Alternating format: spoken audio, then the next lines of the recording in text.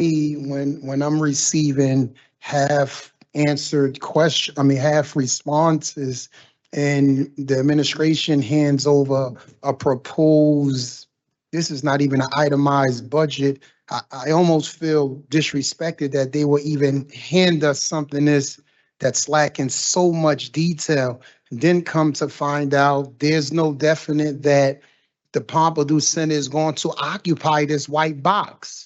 There's no financial mechanism to fund the complete build out of the box once the developer turns it over to the city. Furthermore, I want to explore options where maybe they get an abatement only in the tower where the Pompidou Center is going. Is there opportunity to have some affordable housing on site? It's just it's so much uncertainty here, and I feel like it's our obligation as stewards of the city's municipal budget to make sure that we're looking out for the best interests of the constituents of Jersey City. And what's probably the most problematic, when I proposed the question on how much revenue the city would receive with a pilot versus without a pilot, the mayor and the administration's position was they cannot tell. Fortunately for me, in doing research, KRG seemed to understand how much the city would make with the other tower they did. And this is a statement verbatim from one of the spokesperson from their organization as it relates to another tower they put in Journal Square. We are committed to moving ahead with a much needed investment, long-term future of Journal Square.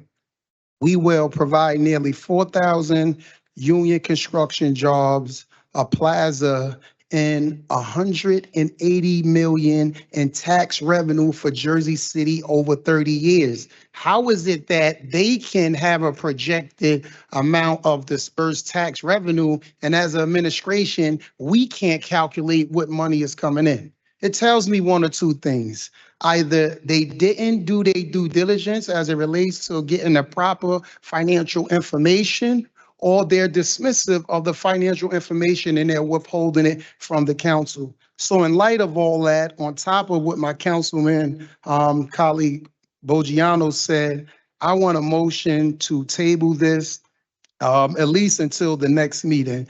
That way we can have community input. Ultimately, it's the community's money anyway. So, council members, before I take that motion, the business administrator would like to address the council. Council, thank you for your comments. We're just asking as the administration to proceed with an introduction. We've had conversation around other projects and ideas with the whether it ultimately passed or failed, but we always gave it the honor of introducing it rather, because that's what makes it exist, right? It's just a theory until it's introduced. That also prompts the public meeting that we're looking to facilitate and the public hearing that will take that is set for the final adoption of it. So we're asking the council. We did the presentation at the meeting to introduce it. This would be formally introducing the project. We're just asking the council to consider introduction before moving forward. John, are we, at the caucus meeting, I know we spoke about, Councilman Gilmore requested the public meeting. We are definitely. Yeah, we're moving forward a public hearing. We'll have more public information on exactly when and the time and everything, because we're working with other entities to book time in that area with Hudson County Community College. So we are looking to propose that, and that public information will be available within the next 24 to 48 hours. John, most of the people. We can't have everybody talking at the same time. Wait, go ahead. I think it's talk a few questions. So there is a confirmed public community meeting that will be within the next 24, 48 hours. Is that correct? The information will be made available within the next 24 to 48 hours for the public to engage in that meeting. We'll do a similar presentation, open up the questions similar to what we did here at the caucus meeting on Monday. A second question regarding the financial analysis piece. The financial analysis is based off of both completed towers and obviously over time. So you wouldn't be able to project unless both towers were completed and you're getting the full tax revenue once those towers are completed, because you can't tax them as a full tower if it's just like vacant land or they just built the base. Is that correct? Yeah, there's vacant land, then there's construction phases, and then there's completion, and then there's calculations on top on the pro forma of that. So So, different tiers. And just to add to that, you know, we do have NW, our financial experts, which are third-party independent advisors that go through those numbers with us. but for an abatement, it would be an agreed upon amount of taxes that essentially would go directly to the city and the school board. Is that correct? Regardless of their income, correct? So that's where the number is coming from. Correct. Okay, I just wanted to put that on the record. And just a point of inquiry, which motion are we doing? Are we doing the first reading? Like, This is first. reading. okay, All these are because first we didn't vote. I didn't vote reading. yet. No. This is first reading. No. Nobody, Hold- this is all first Okay. reading. Hold This on. is just first reading. All right, So It's just backtrack for introduction. me. That's all. Okay, John, Just introduction. hold on. I had a point of inquiry. John, you can have one meeting, but it has to be more than one meeting. I don't see why this can't be pulled. Let Cush On where are we at? I'm sorry. explain it, the detail, let the mayor's office explain it in detail. Because having one meeting on a Saturday is not going to do it, John. Councilman, respectively, we had a caucus meeting. The mayor came for over an hour with the developer and the independent. We made that information public. We're going to continue dialogue with the public. It doesn't exist unless it's introduced. We gave that courtesy to every other project, whether it passed or ultimately failed. And it also prompts for the community to have a public hearing at second reading. So we're looking for, you know, from a position of moving something forward as we do with everything else, not regardless of, you know, independent. John, look, I'm not against it, John, but It's you just the gotta go out to introduction. Community. Just the It's just the introduction. We have- I don't know. Voice his John, concern. Let him voice his concern, Yeah, even he if it's read a an whole introduction. statement. He read a whole Still can statement. voice his Councilman, Read a concern. whole Council statement. members, What do council you- members, I don't know council where we're members. at. Parliamentary procedure, like, Right. can we follow it? council members. I need you guys to talk one at a time. Can't have you all talking at the same time because Tracy's going to go crazy. She's going to pull my hair out instead of her own. What hair? So council. Sean. So what I have a motion to withdraw City Ordinance 24-086 from the agenda by Councilperson Baggiano. Oh, it was Gilmore. Okay, Gilmore. I thought you had said that. Yeah, I'd like to see it, and then we sit down with everybody, work this out over the Okay. next month or so. Okay, Is that a second? so Second. John, I walked the streets for the last 3 days, and people really are annoyed that they weren't really brought into this whole issue. So we have a motion to withdraw City Ordinance 24-086 from the I'll second agenda it. by Councilman Gilmore. Do I have a second? Second, Second by Councilperson Baggiano. On the motion to withdraw City Ordinance 24-086 from the agenda, Councilperson Ridley. I'm going to vote no to withdraw it. I agree with some of the points that Councilman Bogiano and Councilman Gilmore have stated, and I do believe we need more discussion.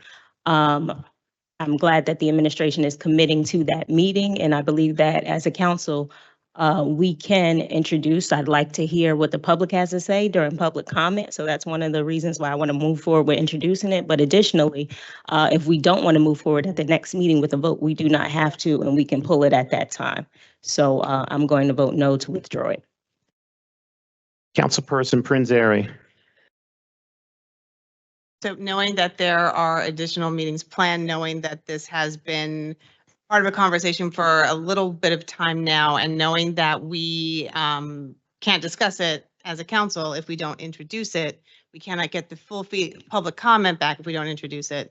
I think that we should introduce it. I'm going to vote no. And again, I agree with a lot of the concerns. I think that they're all very valid. This has nothing to do with that part of it, but we can't continue this dialogue until that happens. And this is just for an introduction. It is not for a final adoption. And your vote? Okay. Councilperson Baggiano. I said yes, and I'll tell you, having one meeting is nothing. It's not going to work. You got to go out and speak to the people in the communities. They are absolutely ticked off about this whole thing.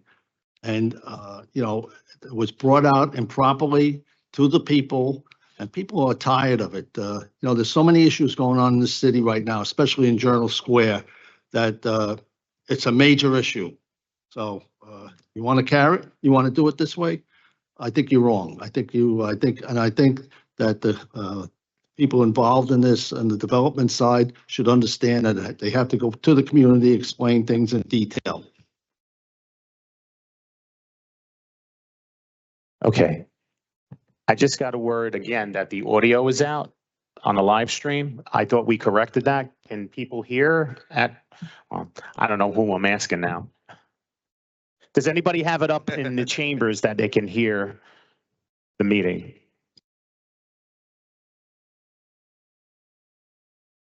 Before we move forward.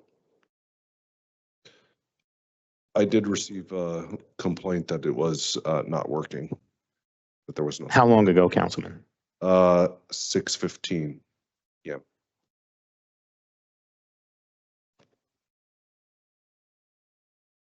$6.19? It was working. So it went back out at 6:27.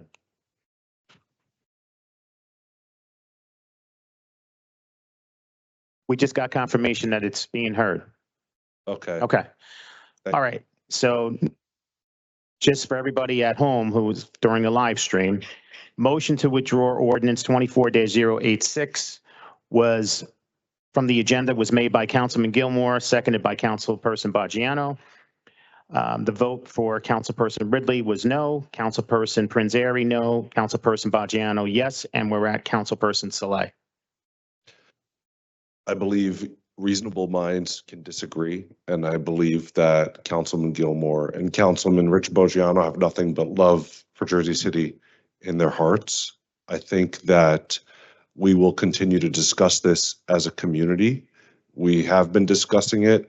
I have Pampa overdose at this point because it's been over a year or 2 years at this point that we've been discussing it. There's been many iterations of the plan.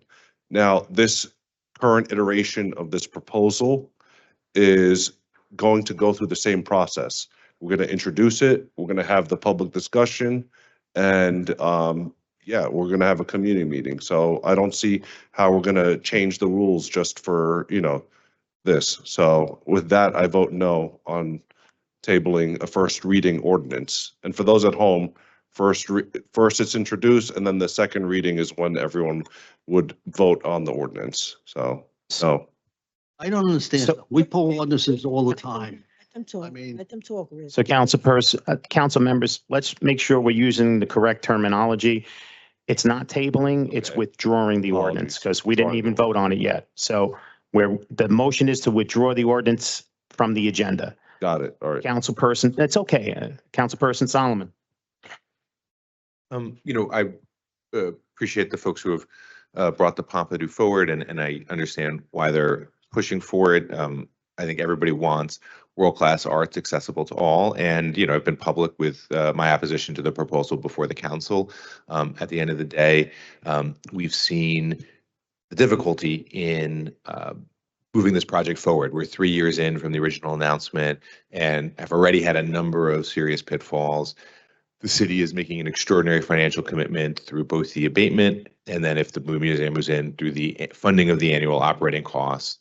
And given the rise in taxes, given the extraordinary needs before the city, when it comes to affordable homes, better schools, more youth opportunities, I just don't think this is the right direction to go in while respecting the motives of those who are pushing for it. So with that, for me, folks can and should have more meetings, although on my end, I think, done due diligence. So I'll vote yes to withdraw, but, have that, I think my position is pretty clear at this point.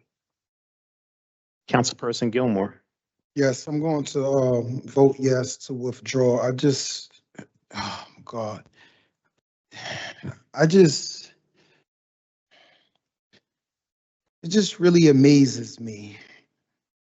This is no disrespect to anyone up here, but it just really amazes me what things get rushed through and what things we have to take time to do. Who things get rushed through for and who have to do the normal process. I just don't understand. It's not a hard ask to withdraw, to have dialogue for the people who's going to ultimately be responsible for paying for the project. I just can't understand.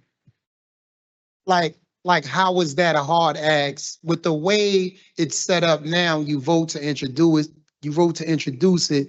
This community meeting is nothing more than due diligence to say that you've done it. I can't imagine that you're really gearing up to take reasonable feedback from the people. In fact, the mayor said in his own words, if we're going to do it, we have to do it now. But ultimately, the vote reside within the jurisdiction of the council. At some point, we have to vote in the interest of the people.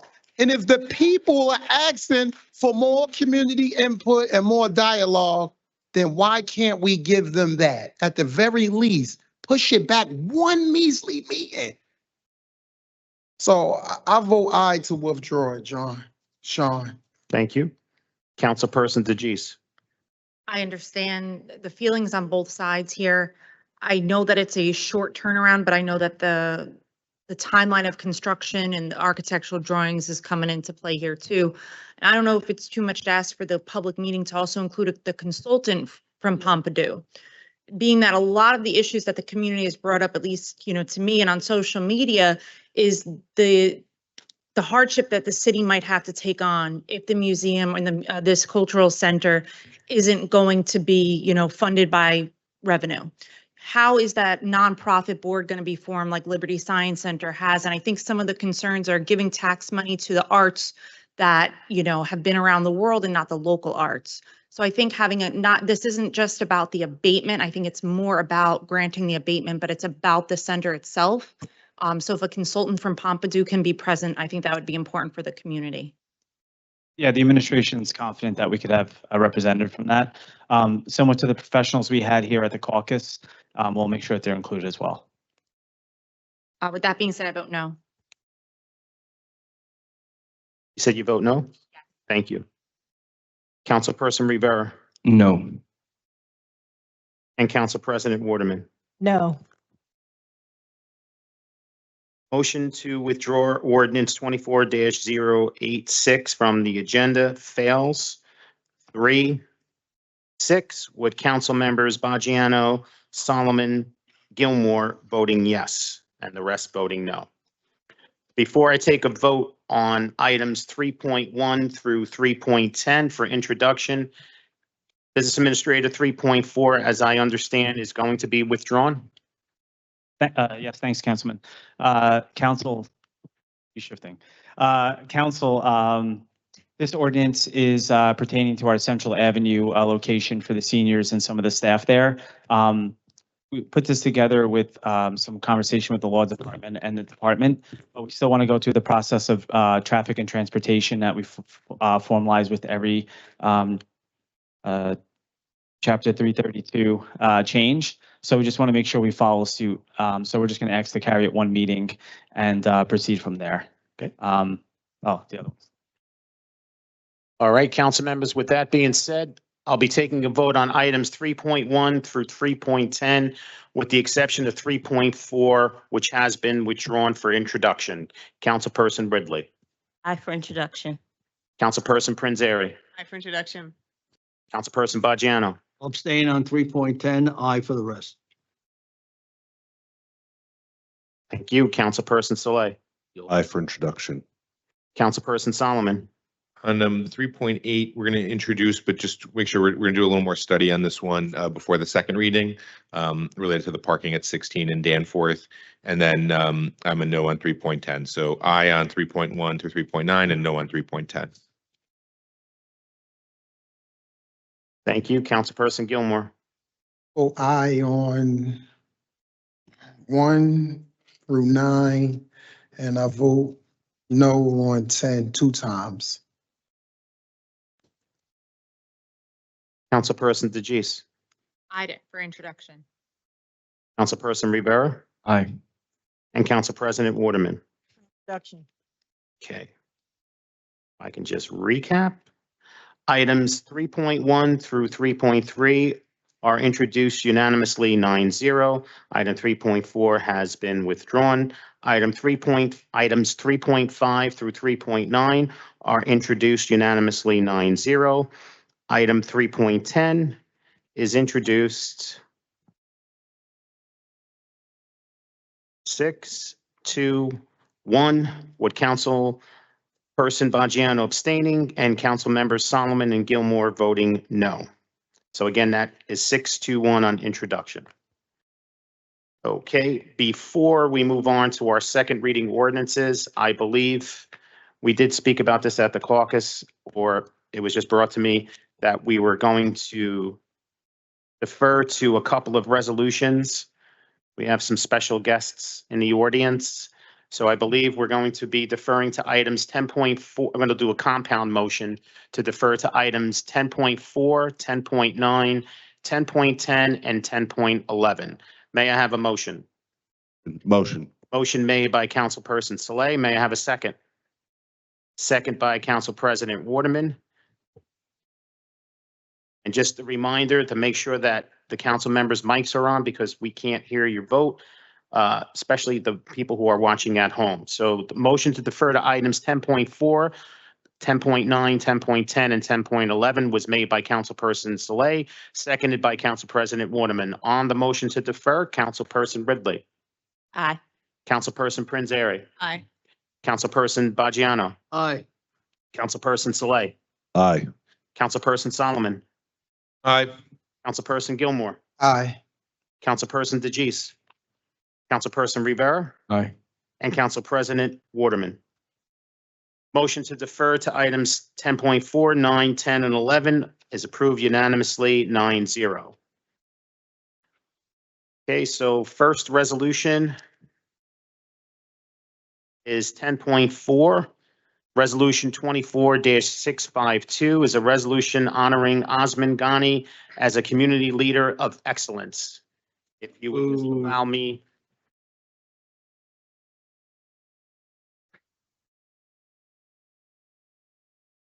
To read it into the record is a resolution honoring Osman Ghani as a community leader of excellence. Whereas Osman Ghani was born in India on March 15th, 1961 to his parents. And whereas Mr. Ghani married his wife Perveen in 1995 and they have two children, Aqib Ghani and Musabi Ghani. If I'm mispronouncing the names, I do apologize. Whereas Mr. Ghani and his family moved to Jersey City 27 years ago, and whereas Mr. Ghani gained success as a manager of Mark and Spencer Inc., as an owner of several properties in Jersey City.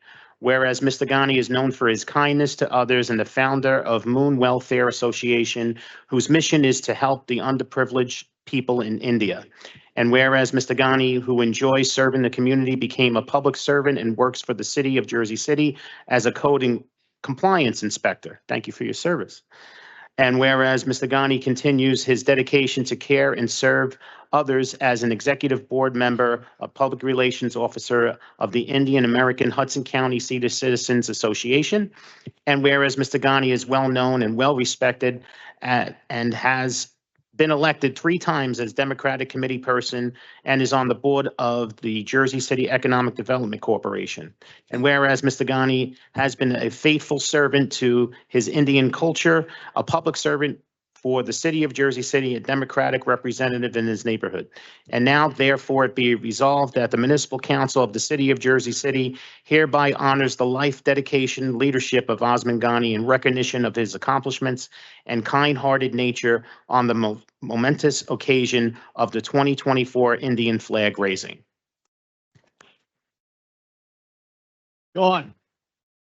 Can I have that back?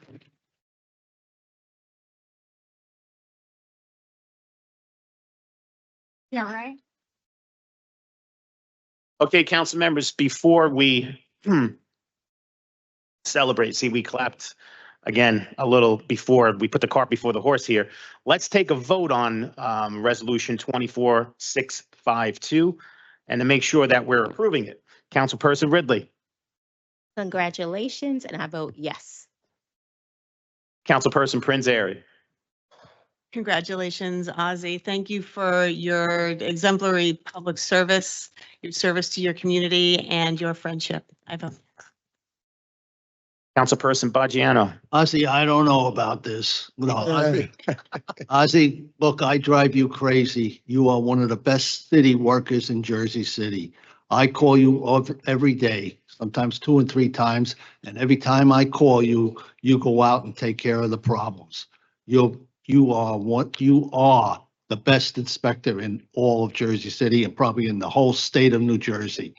And I'm proud to have had Pam, Dana, myself, and Catherine are proud to know you, to have you in the office, and to see you all the time, because you're really good to everybody. You're good to the people of Jersey City. Ozzy, thank you, and I'm glad you changed your hat from the one you had on the set.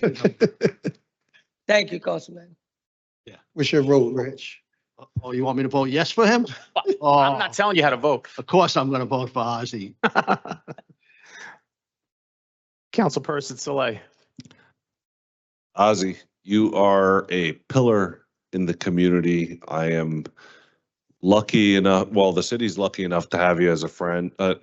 The city is lucky enough to have you as an employee, and I'm fortunate enough to have you as a friend. And you've been working for us for so long, and, you know, I'm blessed to know you, and I see the work that you do in Ward D and Ward C and all across Jersey City. And this is well deserved. And you're an unsung hero, but today we're singing your praises. All right. Congratulations. That I vote aye. Thank you, Councilman. Councilperson Solomon. Ozzy, thank you for your service to Jersey City. We're very lucky to have you, and I proudly vote aye. Thank you. Councilperson Gilmore. Ozzy, thank you for your services. We appreciate it. You actually been working for the city longer than I've been born. You've worked for the city for 27 years? Longer? Not 27 years. Oh, I thought he said 27. I thought about to say you can I work. moved to Jersey City 27 years. Oh, you've been here longer than I was born. Okay. All right. I vote aye. 26. Did someone ask us your, no, never mind. I wish I worked for 27. I could have been retired by now. Councilman Gilmore, you will forever be young. Councilperson DeGise. I won't call out the fibbing on record. But Ozzy, you're such a great man. And I know your phone was just going off, and I can imagine it's someone asking for help in some way, because you are always there for everyone. And I don't know where you find the energy, but thank you for what you do. Congratulations. I vote aye. Thank you so much. Councilperson Rivera. Ozzy, you're all right, man. I mean, you are a person that is so, anybody can adjust to you. You know, your spirit is, you know, bright. I remember when we were campaigning, I never knew that Sip Avenue, Van Wagon, and all that area had so many side streets in my life. But, you know, you are a true example of a great person that lives in this great city. I vote aye. And Council President Waterman. Thank you, Councilman. Ozzy, I vote aye, but I want to say that you are such a kind man. When this situation happened with a neighbor, how you went beyond and made sure that the neighbor was taken care of, and you really never left his side, you or your family. You know, that's really a sign of a great neighbor, not even a great neighbor. So Ozzy, you always care about people. You always calling my office if there's someone need help. You're out there helping them, and you're a voice for them. So I'm glad I can vote aye for you, Ozzy, and may God bless you and your family. Resolution. Thank you so much, Councilman. Oh, sorry. Resolution 24-652 is approved unanimously 9-0. Congratulations.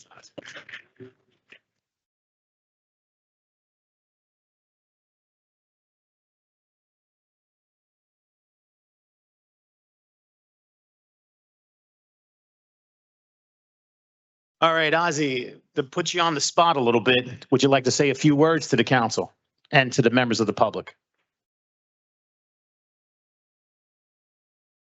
Thank you so much, Council people, Council President, Alderman Joyce. Thank you so much for trusting in me.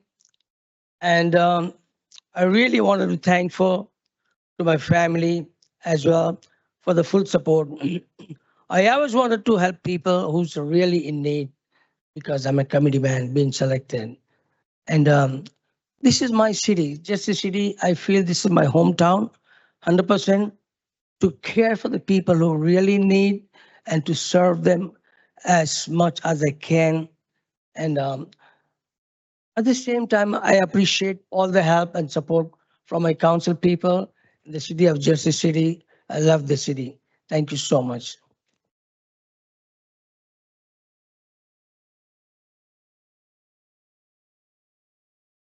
So Ozzy, stay right there because I believe the council is going to take a nice photo with you and your wife.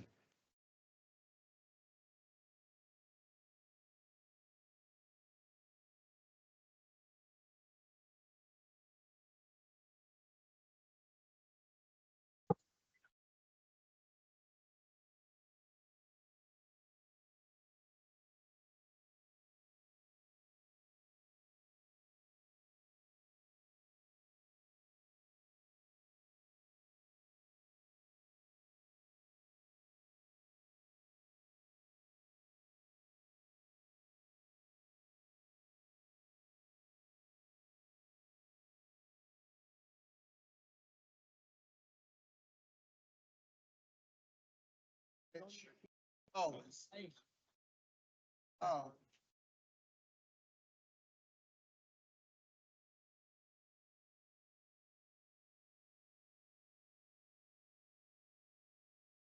Hold on, someone come.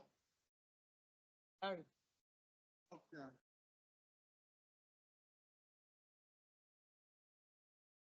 If you know on your phone, if you take a picture, you can send it to everybody.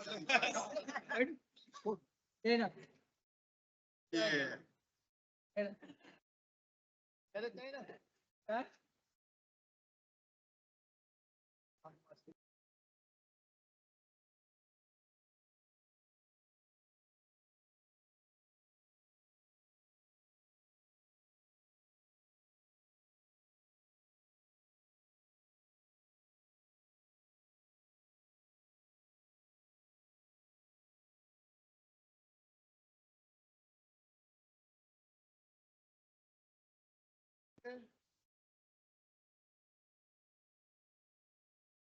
Okay.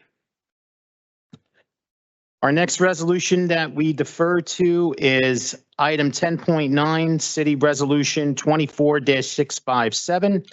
It's a resolution recognizing and honoring Detective Lorraine Mapps on her retirement.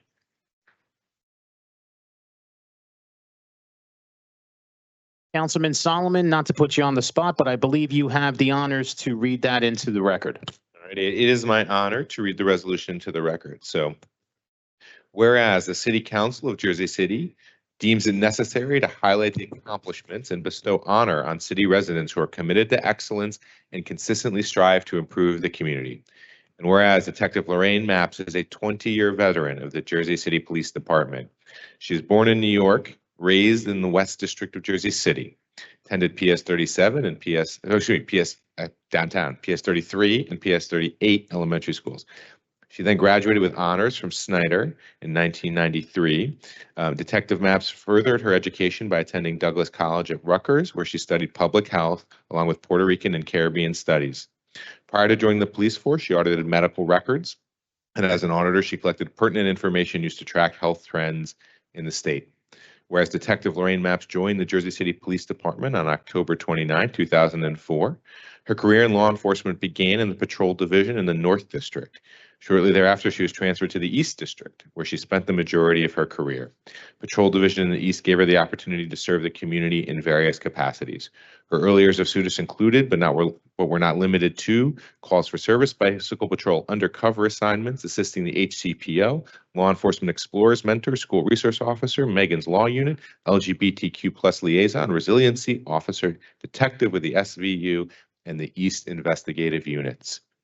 Whereas Detective Mapps has had the opportunity to foster positive relationships with Jersey City youth by being a mentor in the Law Enforcement Explorers program.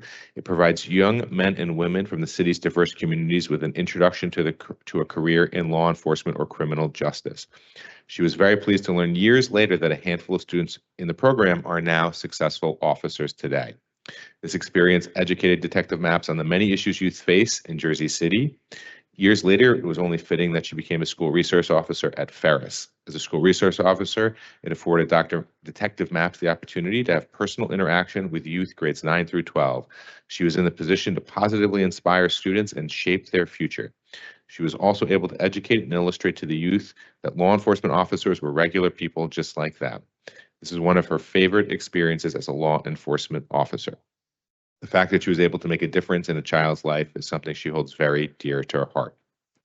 And whereas on March 1st, 2018, Detective Maps was appointed the LGBTQ+ liaison for the department.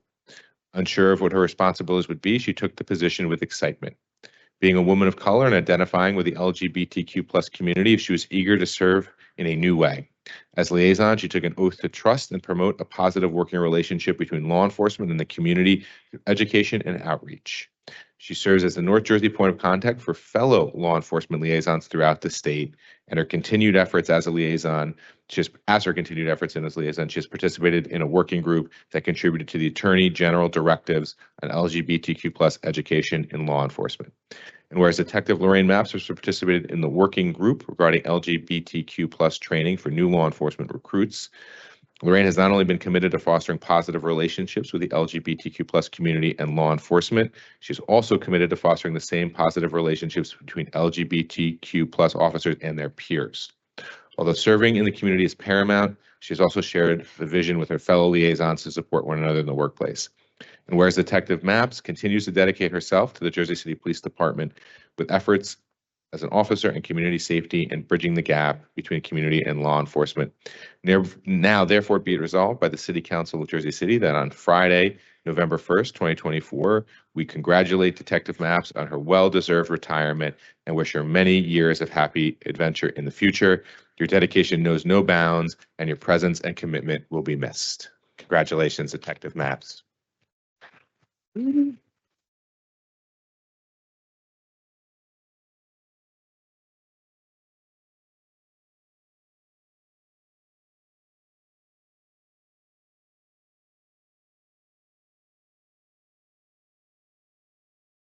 Okay, I know we love to clap, but we didn't vote yet. So we'll get to clap again. All right, on resolution 24-657, Councilperson Ridley. I vote yes, and thank you for your service, and I want to wish you all the best and happy retirement. Thank you. Councilperson Prinzary. So thank you for your service to the city and your exemplary career in law enforcement. You put the notion of community policing into practice, and that is so incredibly valuable for our children and everyone in our communities across the entire city. I'm glad we have you for a few more months, but congratulations on your retirement. I vote yes. Councilperson Baggiano. I remember correctly, I had you in the police academy. Is that right? Boy, time went by fast. Congratulations and enjoy your retirement. I'm out 15 years now. So collect that pension. Good luck. I vote yes, of course. Councilperson Saleh. I'm going to vote yes, just off the fact that you went to Douglas College and Rutgers University. And also thank you for your service. And also just want to point out the fact that she started in the North District. So I proudly vote aye.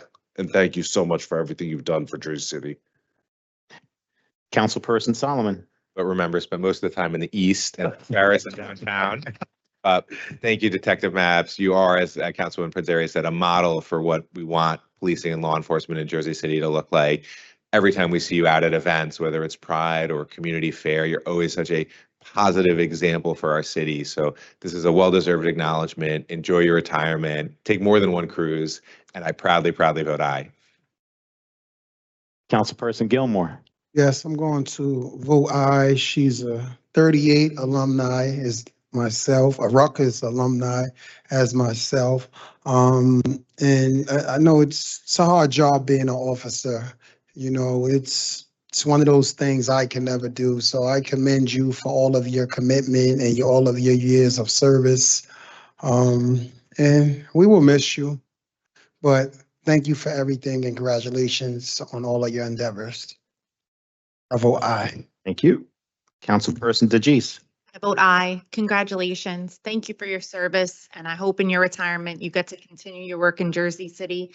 It's on us now to make sure that the mark that you've left on the JCPD stays there and that their commitment to your model stays as well. Thank you, Councilperson Rivera.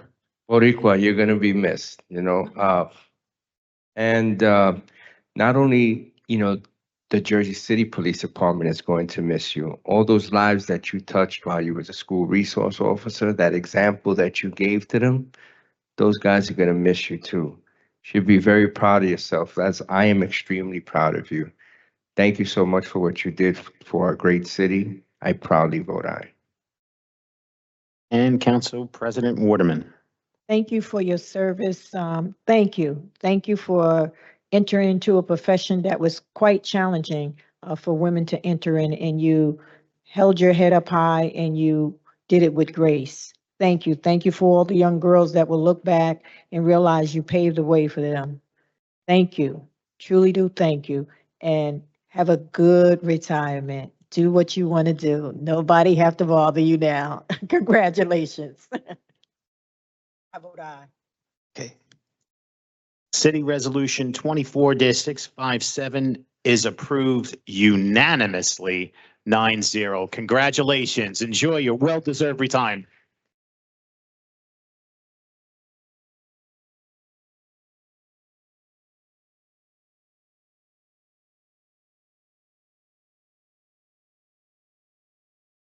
Not to put you on the spot, but if you would like to say a few words to the council and the members of the public, that you have the floor. Thank you, Councilman Solomon. I would like to thank Mayor Fulop, all of our elected officials, Gina Abuan for this recognition. Bring the mic up a little. There you go. I would love to thank my family that's here with me and everyone that's tuned in live that couldn't make it.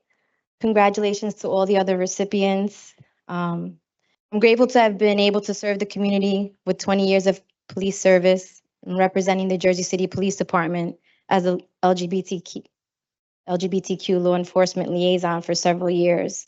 What a wonderful feeling to be honored for the hard work put forth over the years. Nothing can ever compare to being recognized for who you are and being placed on a platform where you can flourish. When I think back to Stonewall and push forward to present time, I'm grateful to be a part of the progression in Jersey City and most importantly, within the police department. It has been one of my greatest honors to stand with the community and help bridge the gap between law enforcement and all of the beautiful people that I serve each and every day. Thank you again for this honor.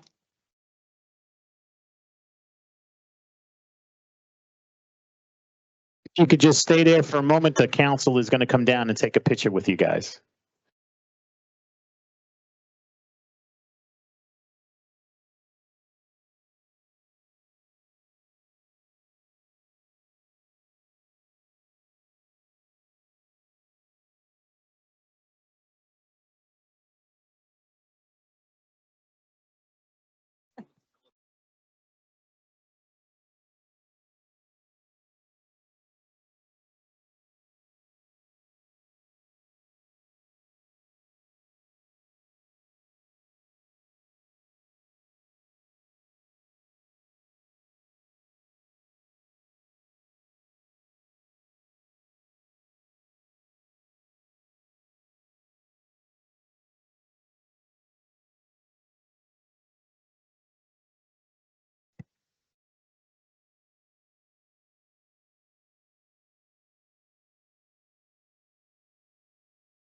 Okay.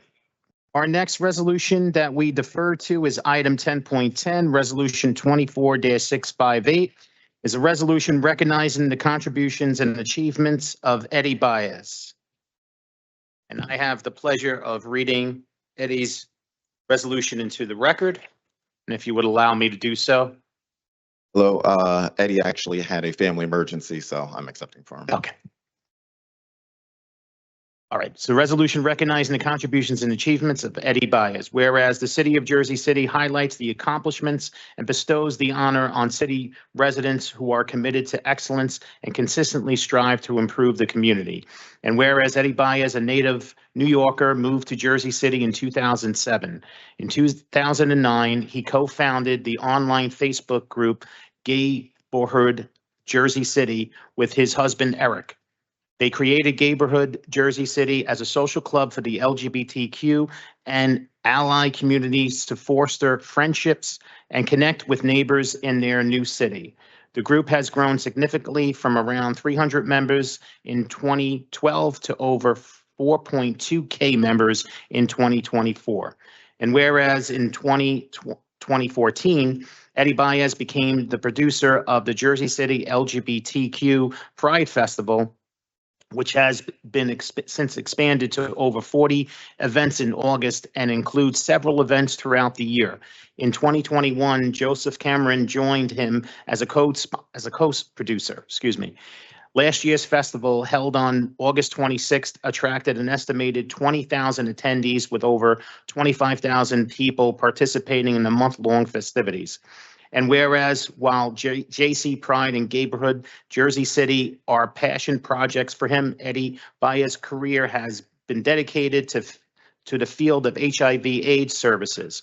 With over 30 years of experience, Eddie has worked tirelessly to improve the lives of people living with HIV and those at risk. He currently works for the Northeast Caribbean AIDS Education and Training Center, which provides education and training to HIV service providers and staff in New York, New Jersey, Puerto Rico, and the Virgin Islands. And whereas Eddie Baez is an active community advisor to the mayor's LGBTQ task force and devoted years of his life making significant impact, direct investment, and lasting contributions that strengthen the cultural, civic, economic success of LGBTQ community in Jersey City.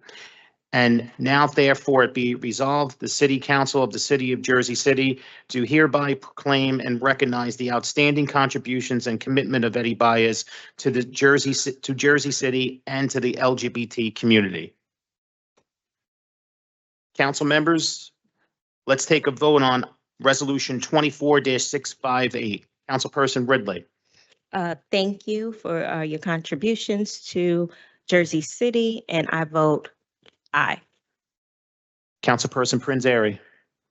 So Eddie, while you're not here with us, just to get this on record, I just thank you for all the remarkable work you've done over the years and for really amplifying the voice of the LGBTQ+ community here in Jersey City. And I look forward to celebrating this with you the next time I see you. I vote aye.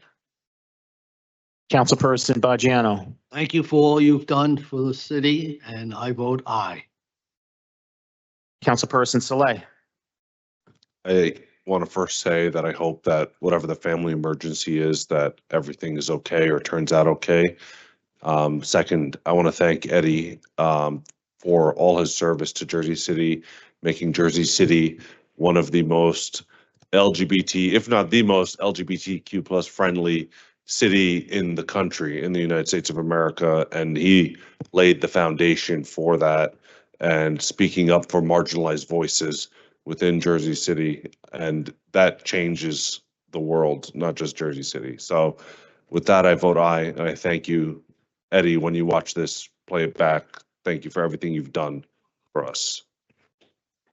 Councilperson Solomon.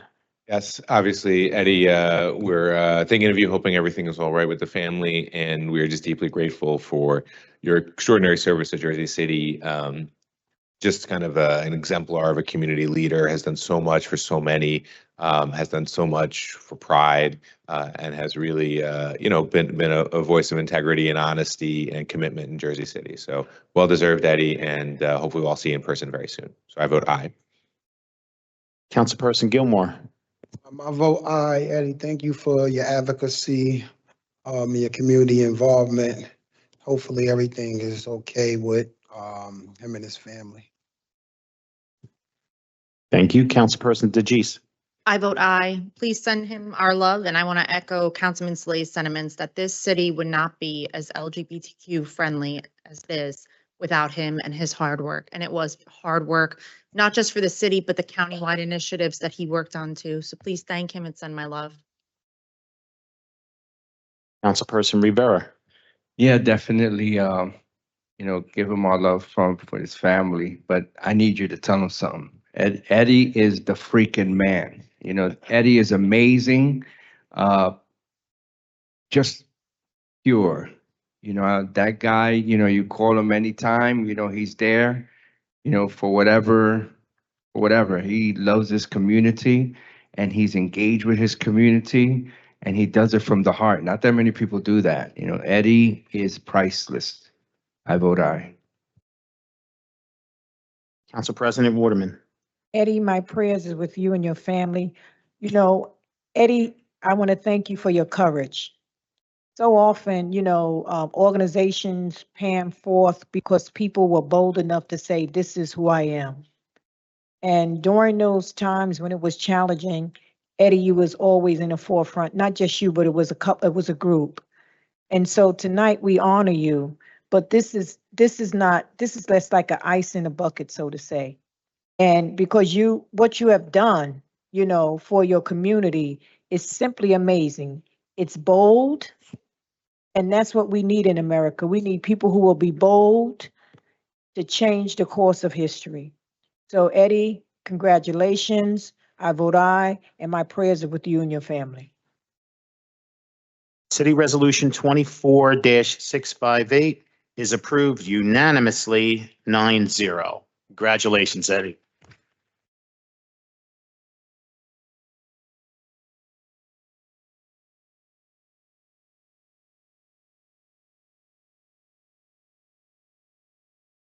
I know Eddie was unable to make it, but if you would like to say a few words on his behalf, you can just identify yourself for the record, and the floor is yours. Yes, hello. My name is Joseph Cameron. I'm the former co-producer of Jersey City Pride as of this year.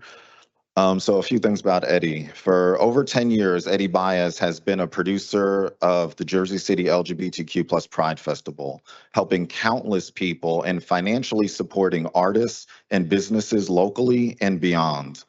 His dedication has made a lasting impact on our community, elevating both the festival, the artists involved, and Jersey City as a whole. So I would just like to also thank him for his dedication to the community.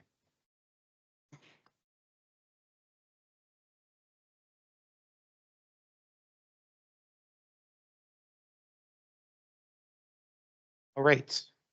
So we're going to move on to, get the camera right. We're going to move on to our last resolution that we defer to is item 10.11, resolution 24-659 is a resolution recognizing the contributions and achievements of Joseph Cameron, who is at the podium. So before we take a vote, I believe Councilperson Prinzary will have the honor to read this into the record. So this is a resolution recognizing the contributions and achievements of Joseph Cameron. Whereas the City Council of Jersey City recognizes diversity and inclusion and believes a diverse population leads to a more vibrant community and deems it necessary to highlight the accomplishments and bestow honor on city residents who are committed to excellence and consistently strive to improve the community. And whereas Joseph Cameron is an active liaison for the mayor's LGBTQ+ task force and devoted years of his service as co-producer of Jersey City Pride, a prominent LGBTQ+ festival in Jersey City, attracting over 20,000 attendees. And whereas Joseph Cameron was named one of NJ Biz's leaders in digital technology and is currently the Web and Social Senior Marketing Specialist at Branch Eisler, Counselors at Law, one of the most prestigious law firms in New Jersey. He was honored by ROI NJ as one of the leading figures in New Jersey's LGBTQ+ community. And as a Twitch TV partner, his live streaming channel has garnered over 2.8 million hours watched. And whereas Joseph Cameron served as a marketing specialist and coach to multiple million-dollar companies and numerous social marketers, with over 17 years of marketing experience, he specializes in delivering returns on investment for his clients, analyzing data for growth opportunities, and creating marketing campaigns driven by key performance indicators. And whereas Joseph Cameron is also a skilled website developer, proficient in multiple programming languages. And whereas Joseph Cameron continues to make significant impact, direct investment, and lasting contributions that strengthen the cultural, civic, and economic success of the city of Jersey City.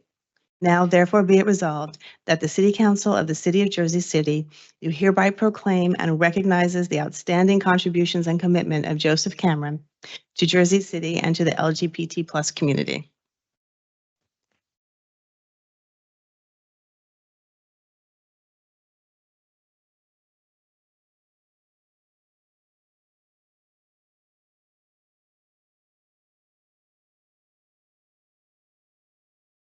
Oh, no. All right, Joseph, before we allow you to speak, we have to take the vote on the resolution first. Oh, okay. On resolution 24-659, Councilperson Ridley. I vote yes, and thank you for sharing your talents with us here in Jersey City and for all that you're doing to enhance our community here. I vote yes. Councilperson Prinzary. So thank you for all the work that you do, some of the behind the scenes work, some of the work up front.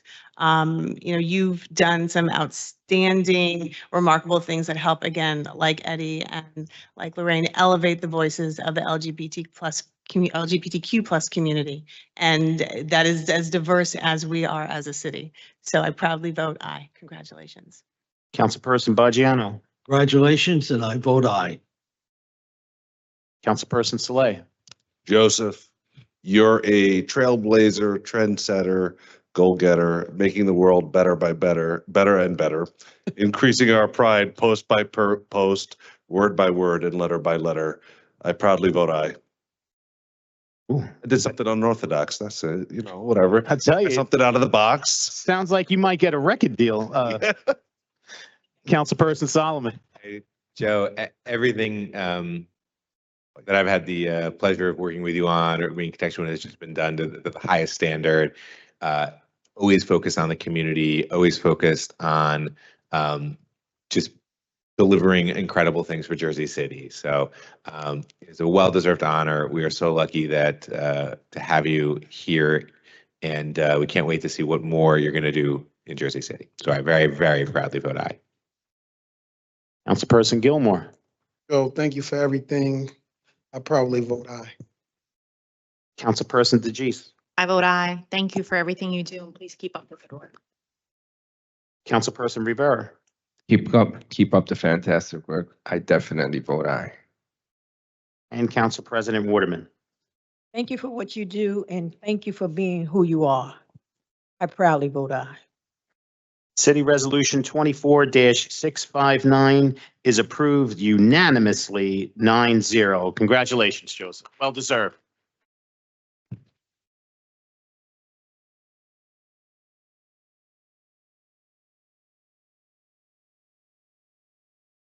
And you know the drill. We're going to put you on the spot. And only in Jersey City, we give 2 standing ovations to everybody. Remember that. All right. Floor is yours, Joseph. All right. I want to take a moment to celebrate the positive steps Jersey City has taken for the LGBTQ+ community. While attacks on LGBTQ+ rights have escalated across the country, we are fortunate to live in a city that values inclusion and equality. In 2023, the economic impact of the Jersey City LGBTQ+ Pride Festival was almost $1.5 million, showcasing the strength and contributions of our community. In 2024, we expect the impact to be even greater, putting money directly in the pockets of many Jersey City residents. Jersey City remains a safe space where LGBTQ+ individuals can live openly and proudly, thanks to the unwavering support of our political allies who work to protect our rights. This commitment ensures that our progress isn't just preserved, but continues to grow, setting an example for others across New Jersey and the entire country. Thank you.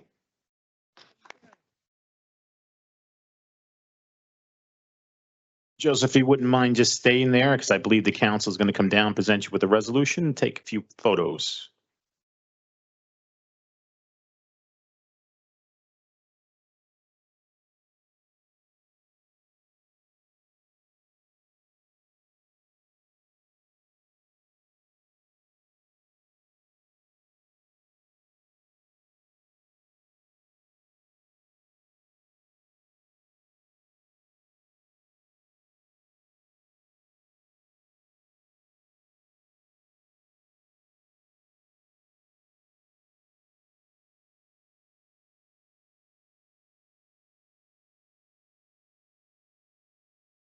Testing, testing.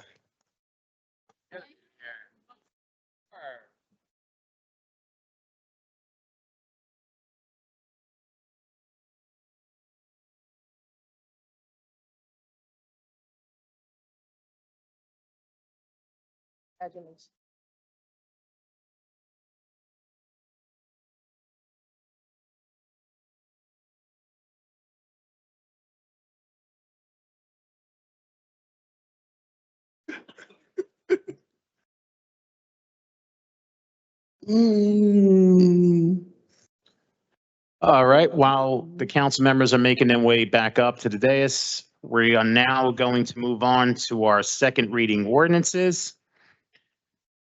First, second reading ordinance is item 4.1, City Ordinance 24-066 is an ordinance amending Chapter 160 Fees and Charges, Section 1 Fee Schedule Established, subsection 10, Chapter 254 Property Maintenance, the fee schedule for the lead-based hazard inspection of rental units pursuant to pamphlet law 2021 C.1A2. This is a public hearing on this ordinance. Any member wishing to be heard of the public, please come up to the podium and state your name for the record.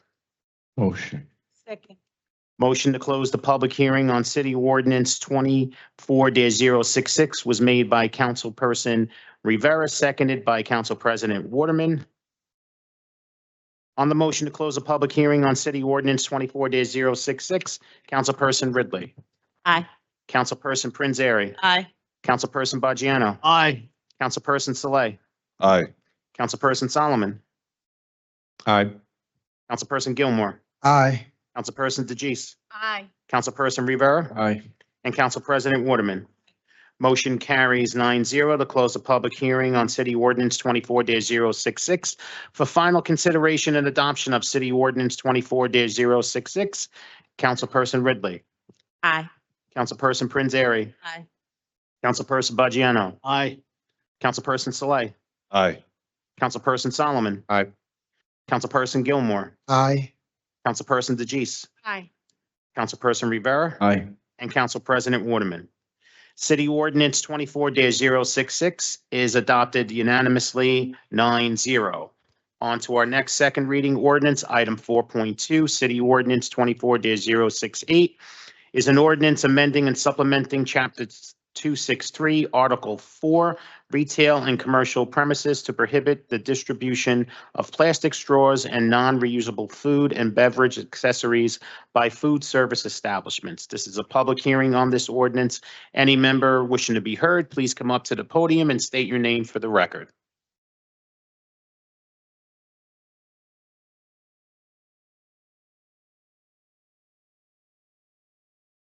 I can just have your name if you spell it for me, and I'm just going to put you on camera while you do that.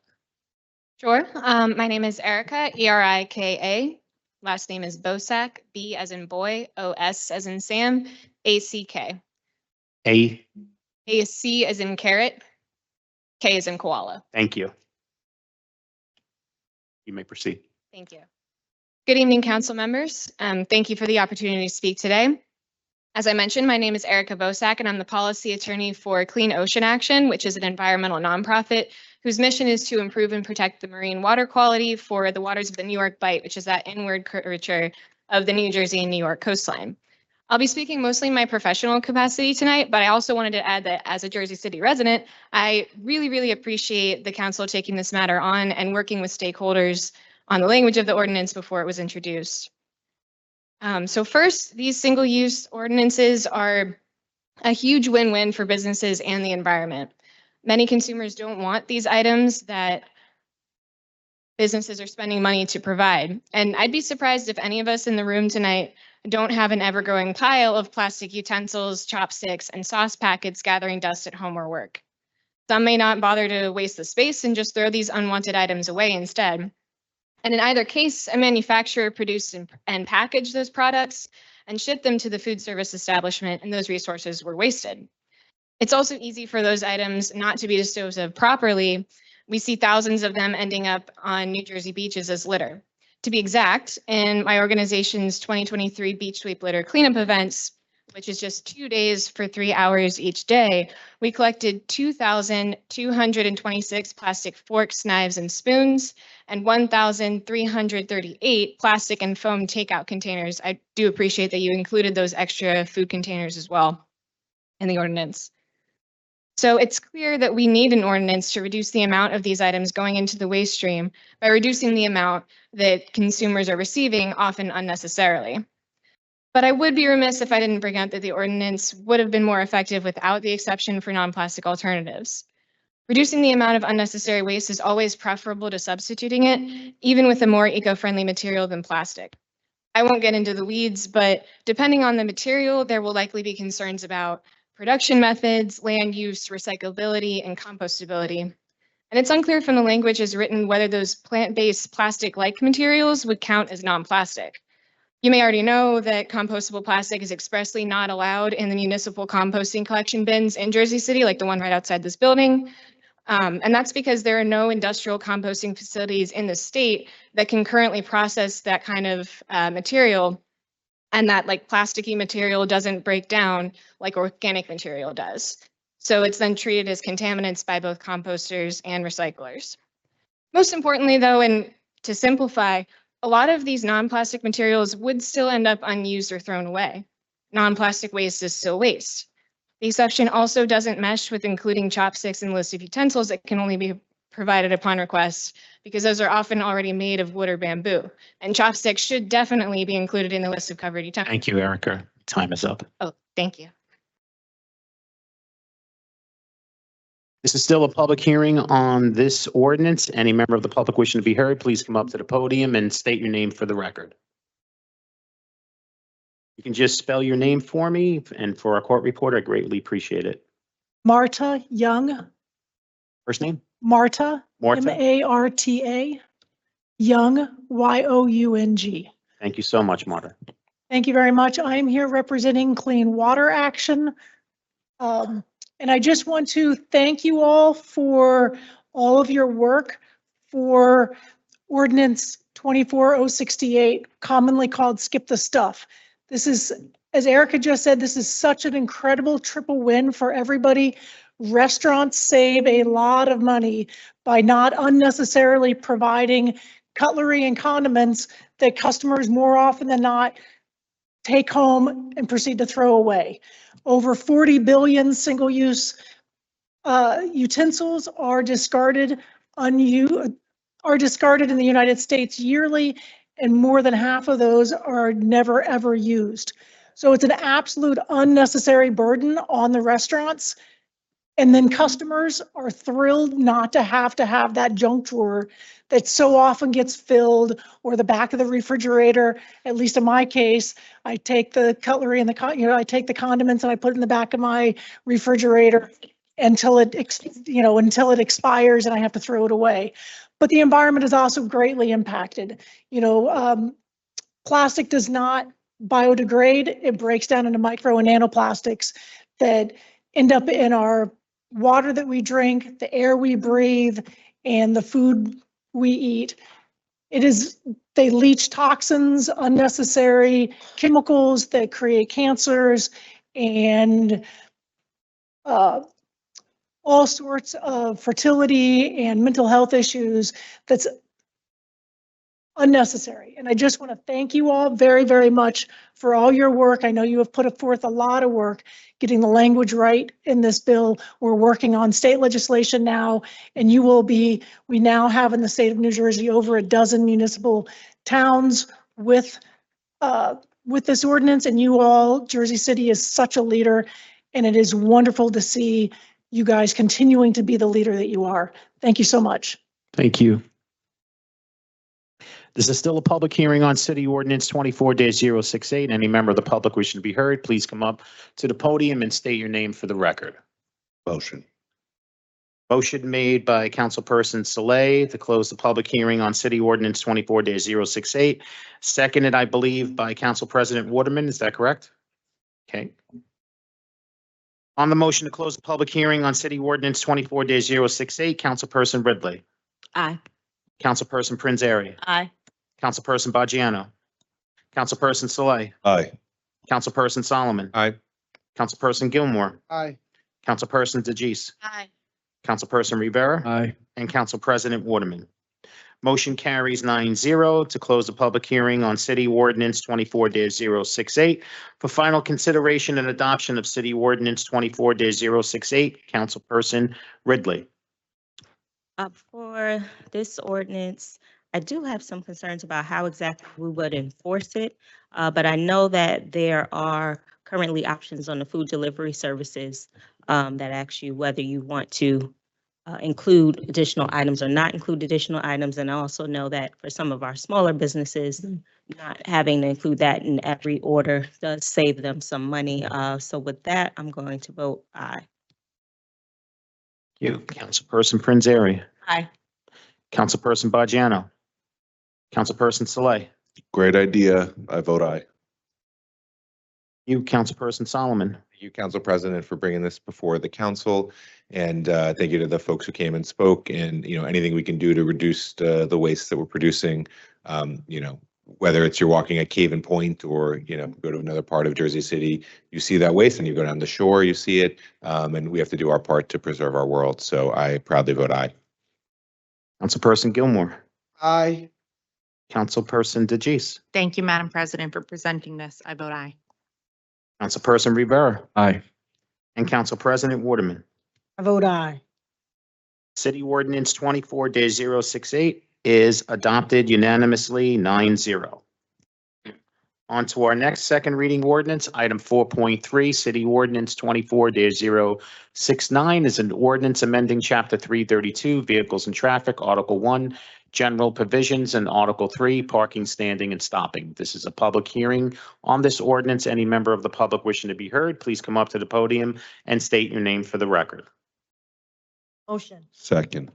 Motion to close the public hearing on City Ordinance 24-069 was made by Council President Waterman and seconded by Councilperson Saleh. On the motion to close the public hearing on City Ordinance 24-069, Councilperson Ridley. Aye. Councilperson Prinzary. Aye. Councilperson Bajano. Councilperson Saleh.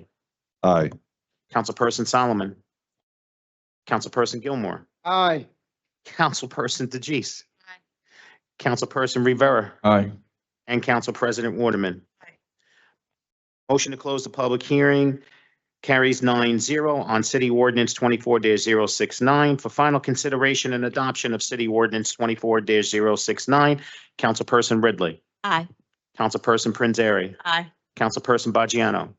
Councilperson Saleh. I want to thank all those that worked alongside me on this, Councilman Solomon, Joyce, Madam President, excuse me, Councilman Bojano, and just getting this ordinance passed. Does essentially no street sweeping for holidays.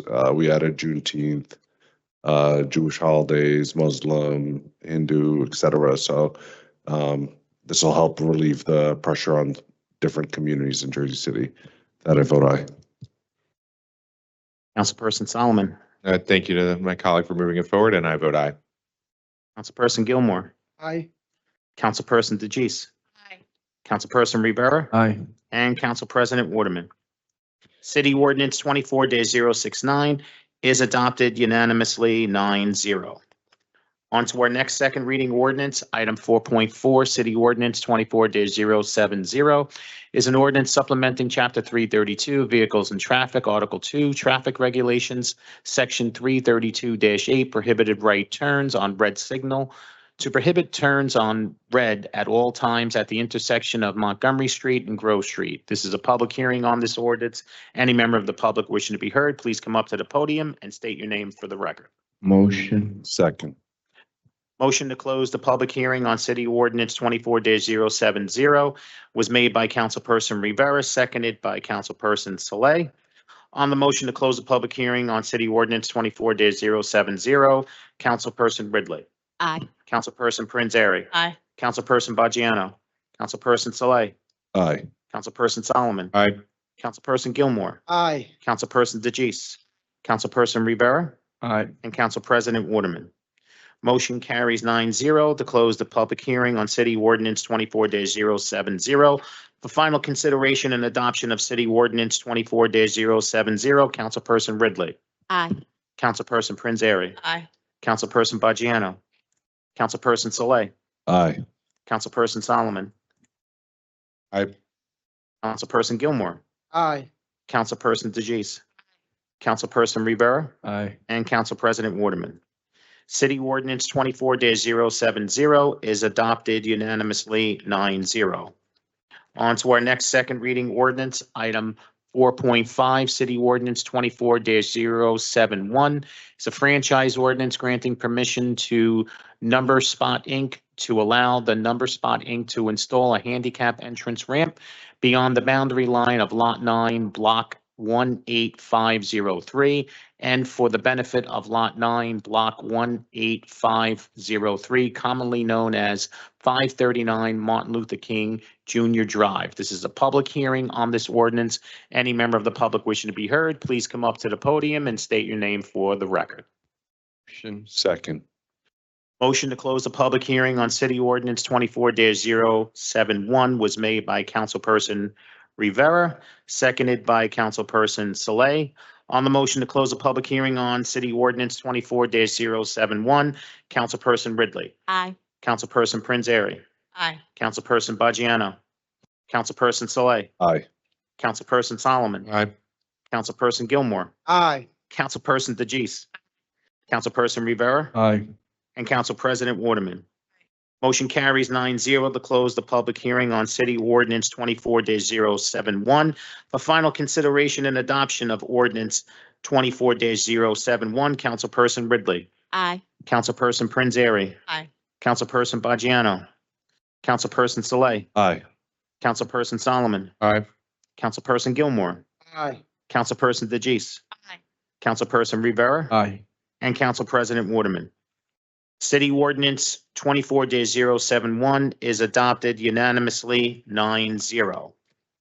On to our next second reading ordinance, item 4.6, City Ordinance 24-072 is an ordinance authorizing the City of Jersey City to execute an extension of a lease with the New Jersey Schools Development Authority on real property at Block 21102, Lot 52, on the city's tax map located at 70 Ege Avenue for the purpose of temporary parking for the VIA JC service. This is a public hearing on this ordinance, and I see Philip Carrington. Go ahead, Philip. Members of the City Council, on the issue of ordinance 24-072, or any ordinance, I have two questions. And I know how the government works. The question to you is, are these laws made for Black people as well as white people? Yes or no? In other words, do you have a separate set of laws for Black people and for white people? Question, again, is this law or any law you made are made for Black people as well as white people? Can I get a yes or no? No answer.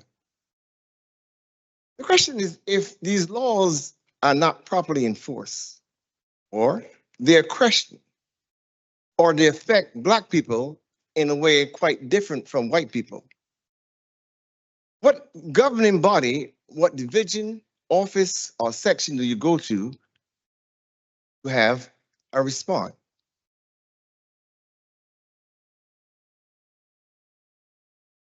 No answer. Quite interesting, isn't it? The reason why I'm asking this is because I have and had several situations, but recently, or as I walked in, we were talking about the same cultural business. And I had a cultural event and Phil, we got to stay within stay the on the topic. ordinance. Phil. I'm making a comparison. I know, but you got to roll this in. You got to stay within the topic. Okay. You're talking about parking via. I was doing comparatively speaking. I'm not just talking. You're the one with the time, so bring it in. I'm not getting the answer, so I have to do some kind of comparison in order for somebody to answer. If you're not answering the question of your laws, you're making the laws, and if the laws are being made by you and you're not answering the question, you don't answer any question. You don't even answer when I go to court. So what do I do? What do you do here? I mean, you come here, you say you're not going to answer us. You don't answer. You're making your laws. I'm asking the question about your law. So then I take the matter to court. The law division don't even answer. They don't even answer in discovery. They answer white people. So you must be making laws for white. There has to be two laws: one white, one black, separate and unequal. This is, That the laws for black people are in osmosis. You wouldn't even answer simple questions. this is a Is via, these laws for black as well as white? Yes or no? this is the ordinance on via and the via parking lot. So you have to address the actual ordinance itself. If you want, there's the public sector. We could talk about anything and it's going to come up soon. Your time is up now, Phil. You're on the I speaker. love to listen to you. I just, you got to talk about the ordinance. Like, You are Bell on the has wrong. speakers list, Phil. But I know for whom the bell has tolled. Thank you. This is still a public hearing on City Ordinance 24-072, and I see Erica Walker. Yes, good evening, council. Yes, I am Chief of Staff to Councilman Gilmore's office, but I am speaking on behalf of myself and my own neighborhood as an individual and a resident of Jersey City. This parking lot is located in a residential area. Via used to park in a commercial or industrial area where I think is a better fit for them.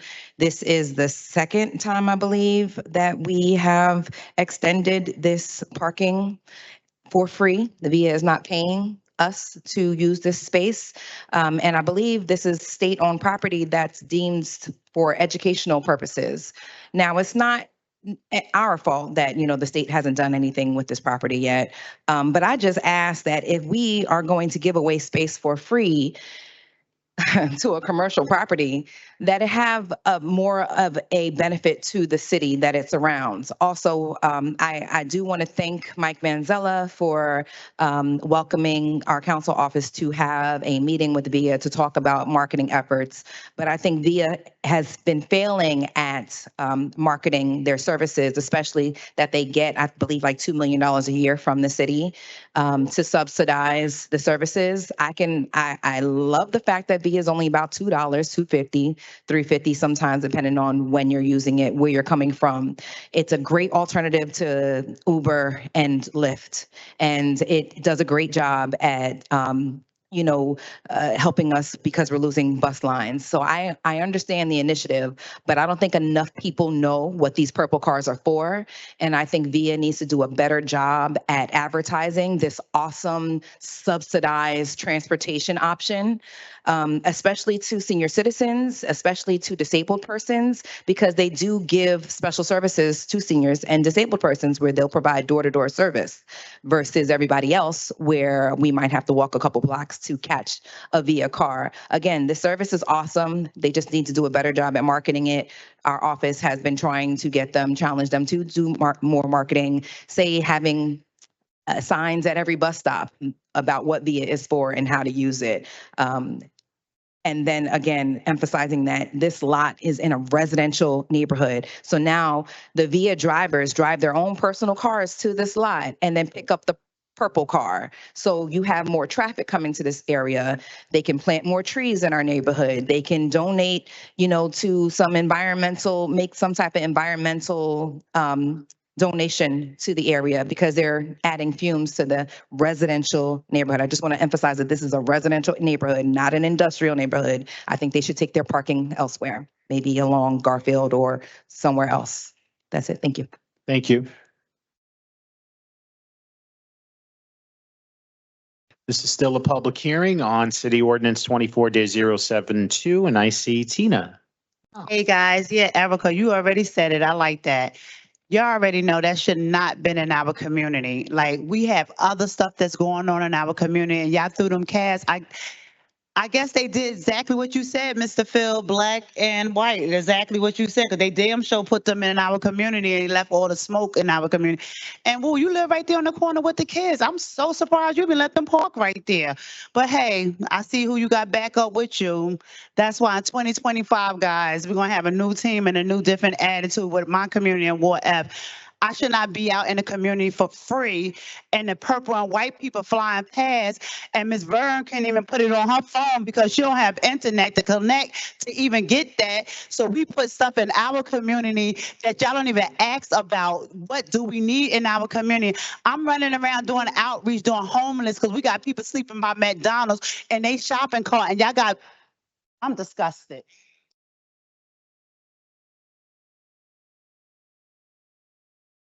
Okay, this is still a public hearing, and I see Laverne approaching. Come on, council. Come on. Come on. This is a disgrace if I ever seen one in my city.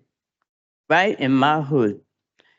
You know, like Tina said, I'm a flip phone. I use a flip. I'm not on a computer, but I do a lot of things without all that being done. That space up there deserves better than what's going on up there.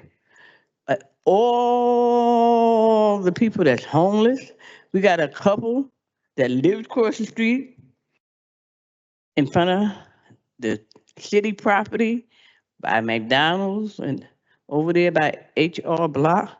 It's a disgrace to see them people there almost 24/7. And this, like somebody said, if they was somebody else, they wouldn't be there. They wouldn't be there laying around like that Sunday through Monday. It's a disgrace that we allow stuff like this in the city. There's churches around the corner. People get off that PATH train right there, and they got to look at that.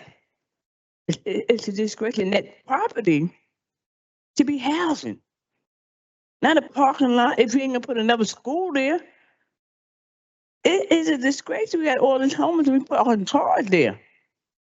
We got to do better.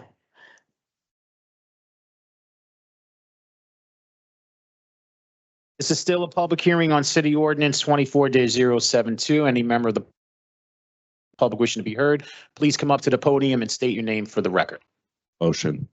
Motion to close the public hearing on City Ordinance 24-072 was made by Councilperson Saleh, seconded by Council President Waterman. On the motion to close the public hearing on City Ordinance 24-072, Councilperson Ridley. Aye. Councilperson Prinzary. Aye. Councilperson Baggiano. Councilperson Saleh. Aye. Councilperson Solomon. Aye. Councilperson Gilmore. Aye. Councilperson DeGise. Councilperson Rivera. Aye. Aye. Thank you. Council President Waterman.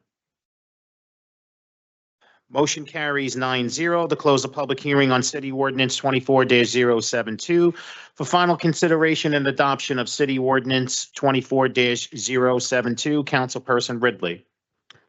I think this is the first time, well, I'll speak for myself. This is the first time of me hearing that the residents didn't want the lot there. I know that Councilman Gilmore has been advocating to make sure that that lot stays clean and working with the administration to make sure that there's not trash in that area. I know where the cars were previously parked is now a school being built, so they can't go back there. And BA, correct me if I'm wrong, this is state property. I know the state has been saying they're going to put a school there probably since I was in school. I'm not that old though, but since I was in school, and that has not happened. So I understand people's concerns, but I'm not really sure how much leeway we have to decide what goes there. And BA, correct me if I'm wrong, but I just want to get some clarity before we vote. Yeah, thank you. We did discuss at the prior conversation with Via to work with Councilman Gilmore and his staff on maybe identifying a new area or carbon offset to that lot. Just by background, as the councilwoman said, we did used to park on Commercial Street, which is now being developed as a school. And then we had an option of taking property that the state owns that they'll eventually develop, but they have no plans for within the next 8 months that we know of, at no cost, which would mean that there's no additional cost to ridership. or we could lease it from somebody private in a commercial area and in return additional costs. So that's something that will work with Councilman Gilmore and his staff. If we'd like to switch locations, see how that would affect and impact ridership and costs, or how we can negotiate that through the RFP. So that's kind of the process for now. But at this point, it's at no cost to the city. And if we did charge via, the money would go back to the state because we don't own it. Okay, and how long is this extension? Excuse me, this is a renewal until February of 2025. And that allows us to go through the process in November and December of doing a new RFP in which VIA or an alternative microtransit company will be established within Jersey City. Okay. With that, I'm going to vote yes for it and ask that the administration work with Councilman Gilmore to maybe possibly find another location. But I just want to make it clear that once the vans move, it doesn't mean that something's going to go in that spot. It's going to go back to the empty lot that it's been for years. So I vote aye. Thank you. Councilperson Prinzary. Aye. Councilperson Baggiano. Oh, I'm sorry, it's hard to hear. Councilperson Baggiano. no. Councilperson Saleh. Quick question. If it's are there any plans for that lot other than it to be a lot or? So it's designated to state property that's owned for school development, and it's really on the state to decide how they proceed with that. Regardless of if we continue to utilize that lot or not, we are committed to work with Councilman Gilmore on either finding a fee that would be associated to offset that lot or additional lot that would be at cost. Just say be careful, because if it's an empty lot, people start dumping. So it just, I vote aye, but just with that caveat. Just a gentle reminder of the council members, if we could please make sure our mics are on when we're voting. My mic on? It's not you. I'm not picking on anybody in particular. I just need to be able to hear the vote. Councilperson Solomon. Sure. Given it's a 6-month extension and there's a commitment to work with the councilman on addressing any issues and or alternative locations, I vote aye. Councilperson Gilmore. Yeah, I'll vote aye. I just hope in the near future that whoever's the transportation provider have where they're going to park their vehicles ironed out. And I understand the concern about, it being an empty lot, cars being there, you have more emission, there's no trees. I understand all the arguments, but, a portion of it is we can't do nothing about it. We don't own the property. If you notice, before VIA was there, the lot was just sitting there anyway, and also with regards to the homeless people that's across the street. And in the city's defense, they have offered services to the mother and the daughter. They've told me that they self, but part of the problem with when you're dealing with homelessness and you send them to the shelters, there's rules. They don't want to abide by these rules because they don't want to be in at this time. They don't want to be out at that time. So it's a whole, different dynamic. But it was very troublesome to hear that they were actually bussed in from another or Ubered in from another municipality that sent them up here for us to deal with. But all in all, I just think we have our work cut out. We have to roll our sleeves up and get to work. Thank you. Councilperson DeGise. Councilperson Rivera. Aye. And Council President Waterman. City Ordinance 24-072 is adopted 8-1 with Councilperson Baggiano voting no. On to our next second reading ordinance, item 4.7, City Ordinance 24-073 is an ordinance of the Municipal Council adopting the Fayette Broadway redevelopment plan. This is a public hearing on this ordinance. Any member of the public wishing to be heard, please come up to the podium and state your name for the record. Motion. Second. Motion to close the public hearing on City Ordinance 24-073 was made by Councilperson Rivera, seconded by Council President Waterman. On the motion to close the public hearing on City Ordinance 24-073, Councilperson Ridley. Aye. Councilperson Prinzary. Aye. Councilperson Baggiano. Aye. Councilperson Saleh. Aye. Councilperson Solomon. All right. Councilperson Gilmore, Aye. Councilperson DeJeece, Councilperson Rivera, Aye. and Council President Waterman. Motion carries 9-0 to close the public hearing on City Ordinance 24-073 for final consideration and adoption of City Ordinance 24-073. Councilperson Ridley. Aye. Councilperson Prinzary. Councilperson Bajiano. Aye. Councilperson Saleh. Aye. Councilperson Solomon. Aye. Councilperson Gilmore. Aye. Councilperson DeJeece. Councilperson Rivera. Aye. And Council President Waterman. City Ordinance 24-073 is adopted unanimously 9-0. On to our next second reading ordinance, item 4.9, item 4.8. City Ordinance 24-074 is an ordinance regarding the proper storage of road salt and other solid de-icing materials on privately owned properties. This is a public hearing on this ordinance, and I see Philip Carrington. Good evening once again. Just simple, quick question. Is this ordinance going to allow you all to bill or correct the way the salt is stored? In other words, it is stored outside and it get rain, the rain create water, create rainwater, the water runs all over the earth. Is this ordinance is permitting you all to bill or enclose or make an enclosed storage for the salt? I just need clarity. DPW, explain to him how they install their salt. That's what he wants to know. Sure.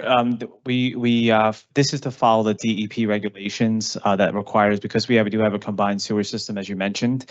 There are requirements for tarping and coverage, and we're making sure that we fulfill the DEP requirements so that the combined sewer system is not adversely affected.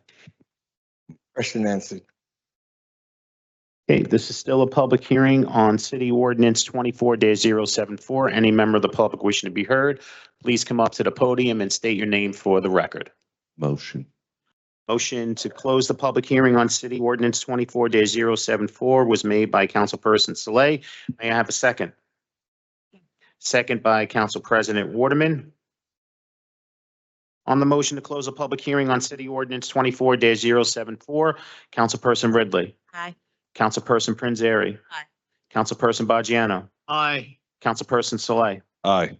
Councilperson Solomon. Aye. Councilperson Gilmore. Aye. Councilperson DeJeece. Aye. Councilperson Rivera. Aye. And Council President Waterman. Motion carries 9-0 to close the public hearing on City Ordinance 24-074. For final consideration and adoption of City Ordinance 24-074, Councilperson Ridley. Aye. Councilperson Prinzary. Aye. Councilperson Bajian. Aye. Councilperson Saleh. Aye. Councilperson Solomon. Aye. Councilperson Gilmore. Aye. Councilperson DeJeece. Aye. Councilperson Rivera. Aye. And Council President Waterman.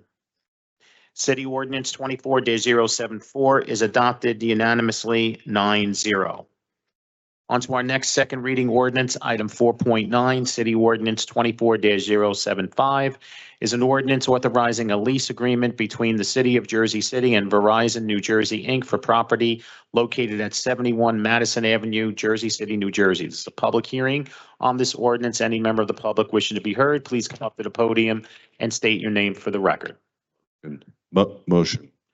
Motion to close the public hearing on City Ordinance 24-075 was made by Councilperson Saleh. May I have a second? Second by Council President Waterman.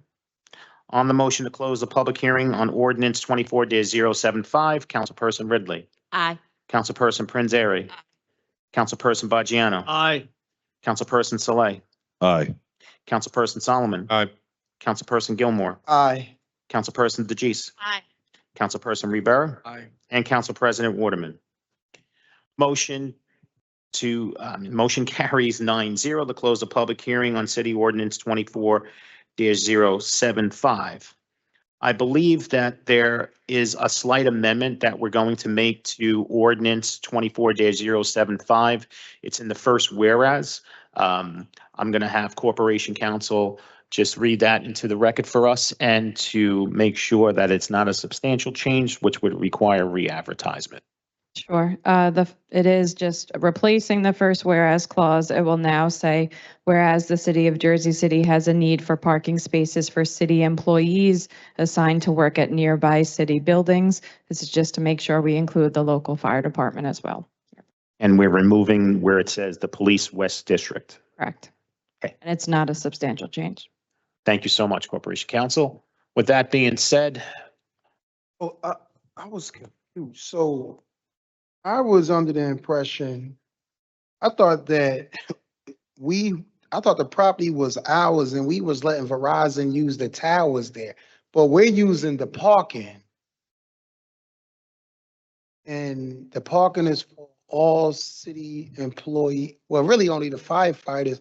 What others, there will be no other city employees in the area that would. Just the West District, Councilman. So West District was a point of reference for location, but we do have the fire squads there as well. This was negotiated years ago with the unions to provide parking in each district. And this was the closest neighboring district. If you recall, prior, the West District was right across the street. Yes. So they agreed to continue within the same radius in the same parking lot. And we get it at only a 3% increase. Okay, and one more quick question. We've been having somewhat of an issue. They put the scaffolding up, and the scaffolding is invite for, I guess, for homeless people, and they've been like laying over there, defecating. Like, what is, I mean, you probably don't know offhand, but what is the policy as it relates to how early or how long can scaffold be up?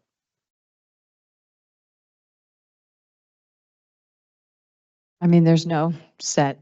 Oh, there's number. no It's just limit whether or on not it's actually helping abate a dangerous condition. I know New York City has had.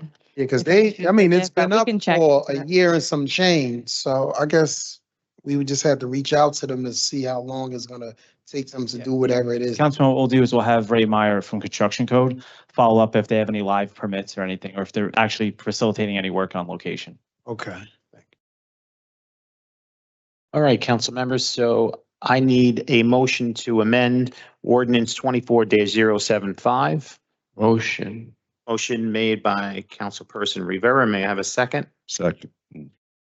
I'm going to give that second. It was quicker by Councilperson Ridley. You got it. On the motion to amend City Ordinance 24-075, Councilperson Ridley. Aye. Councilperson Prinzary. Councilperson Bajiano. Aye. Councilperson Saleh. Aye. Councilperson Solomon. Aye. Councilperson Gilmore. Aye. Councilperson DeGise. Councilperson Rivera. Aye. And Council President Waterman. Motion to amend City Ordinance 24-075 is approved 9-0. For final consideration and adoption of City Ordinance 24-075 as amended, Councilperson Ridley. Thank you to the administration for including that amendment, and I vote aye. Councilperson Prinzary. Aye. Councilperson Bajiano. Aye. Councilperson Saleh. Aye. Councilperson Solomon. Aye. Councilperson Gilmore. Aye. Councilperson DeGise. Aye. Councilperson Rivera. Aye. And Council President Waterman. City Ordinance 24-075 as amended is adopted unanimously 9-0. And on to our next and last second reading ordinance, item 4.10, City Ordinance 24-076. And it's an ordinance disestablishing the Jersey City Municipal Construction Board of Appeals. I believe we have a motion that's going to carry City Ordinance 24-076 to the September 25th Municipal Council meeting. Do I have that motion? Motion. And just to provide some context, the Construction Board of Appeals did meet this morning. They had a reorg meeting and there was a change in leadership. So there are a few more things that we should look into before we bring this back to vote, whether or not to dissolve here and move to the county. So we're just asking for 2 weeks and we will bring it back at the September 25th meeting. Do we get a list of who's on the? Yes, I will provide that to the meeting. Yeah. Council Prez, can you bring the mic a little closer? I just want a list of those who are on the board. Yep. All right. I'll email you the list of board members, Council President. And if you want, I can email the entire council. Thank you, Okay. Sean. Yes. I'll second the motion. Thank you. Thank you, Danny. So we have a motion to carry City Ordinance 24-076 to the September 25th Municipal Council meeting made by Councilperson Prinzary and seconded by Councilperson Rivera. On the motion to carry City Ordinance 24-076 to the September 25th Council meeting, Councilperson Ridley. Aye. Councilperson Prinzary. Aye. Councilperson Bajgiano. Aye. Councilperson Saleh. Aye. Councilperson Solomon. Aye. Councilperson Gilmore. Aye. Councilperson DeGise. Councilperson Rivera. Aye. And Council President Waterman. Motion to carry City Ordinance 24-076 to the September 25th Council meeting is approved unanimously 9-0. And the last public hearing we are going to have is a public hearing on the Special Improvement District of 2024-2025 McGinley Square Special Improvement District Assessment Roll and Budget. This is a public hearing on their assessment roll and budget. Any member of the public wishing to be heard, please come up to the podium and state your name for the record. Motion. Are you speaking on the Special Improvement District? Yeah. Okay. Just give me 1 second, Bill. Get the camera on you and set your time. I think I'm registered to speak, but this is what I wanted to speak about. So I don't know if is this the right time? Oh, this is fine, as long as you stay on the subject of the budget. Great. And assessment roll. Great. Everyone, good evening. My name is Billy Santamaro. I am a lifelong member of the McGinley Square area in Lincoln Park. And I wanted to take a moment to talk about the budget, since the budget was getting increased substantially. And one of the things that caught my eye pertaining to this is the function of the SID is to fulfill the greatest needs of businesses in the area. And I think in order to accomplish that, raising funds for activities, to supplement the municipal services is a very important item that the SID should participate in. And this increase is, I believe we're going almost between 30 and a 40% increase, which is a burden to the business owners. And a few business owners started to make a petition already, which was that the tax hike is extraordinary with the existing municipal tax hike that's going on. So digging in a little bit further, I think there's a determination on the Central Avenue SID that says that the raise can't be more than 10% of what the value is from the year prior. Before a consideration is made to approve this budget, I would ask that the board please, or the council please, acknowledge that this is a pretty tough welcome mat to new business in the SID to encumber such a large increase. Yeah, Billy, do me a favor. I got a complaint tonight just before the meeting about this. Would you please do me a favor and speak to Pam, and she'll tell you about it? Okay. Okay, thank you. Thank you, Billy.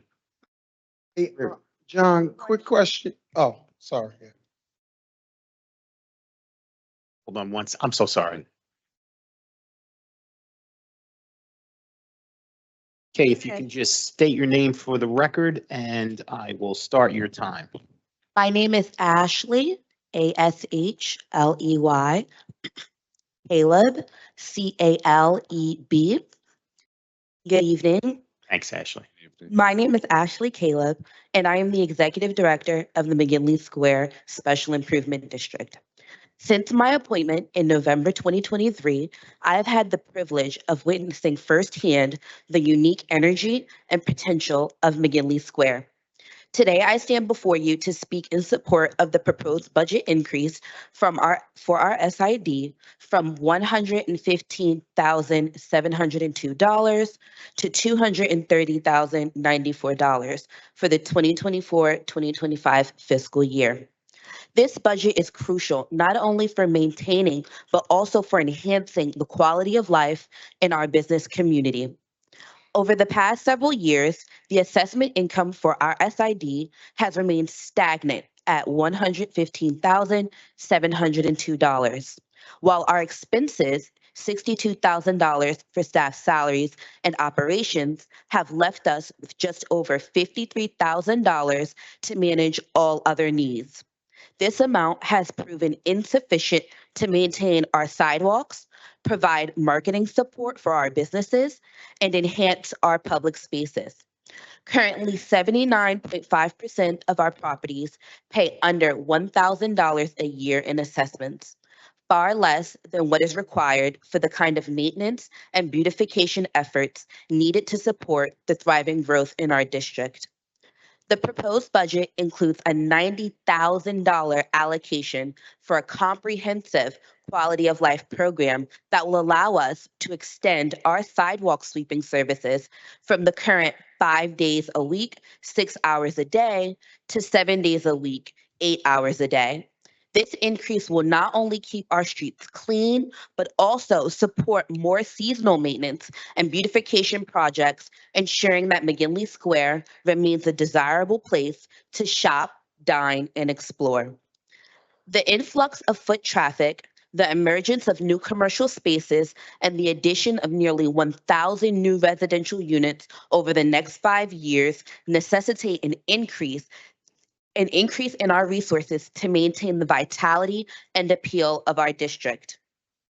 This is more than just a budget. It is an investment in the future of McGinley Square. The growth we are experiencing is not only an opportunity, but also a responsibility. Without this increase, our district will struggle to meet the demands of our expanding community and sustain the economic vitality that benefits all of Jersey City. A strong economy in McGinley Square creates a strong economy for Jersey City. Thank you for your consideration. Ashley, 1 second. Ashley, Mira and I are both basically on the board. We're assigned to the SID. Maybe we should carry this and sit down, speak about it, and maybe find out what more the city can do to help you by taking care of some of the problems that the City can't help. Don't put that out there. That's actually not under the, just for clarity, that's actually not under the purview of the city. Correct. As it relates to special improvement districts. So while there might be an interest in doing that, unfortunately, that is not within our power. Is not. I'm saying the city can help clean up the streets. The city could do a lot more with the. Ashley, services. quick question.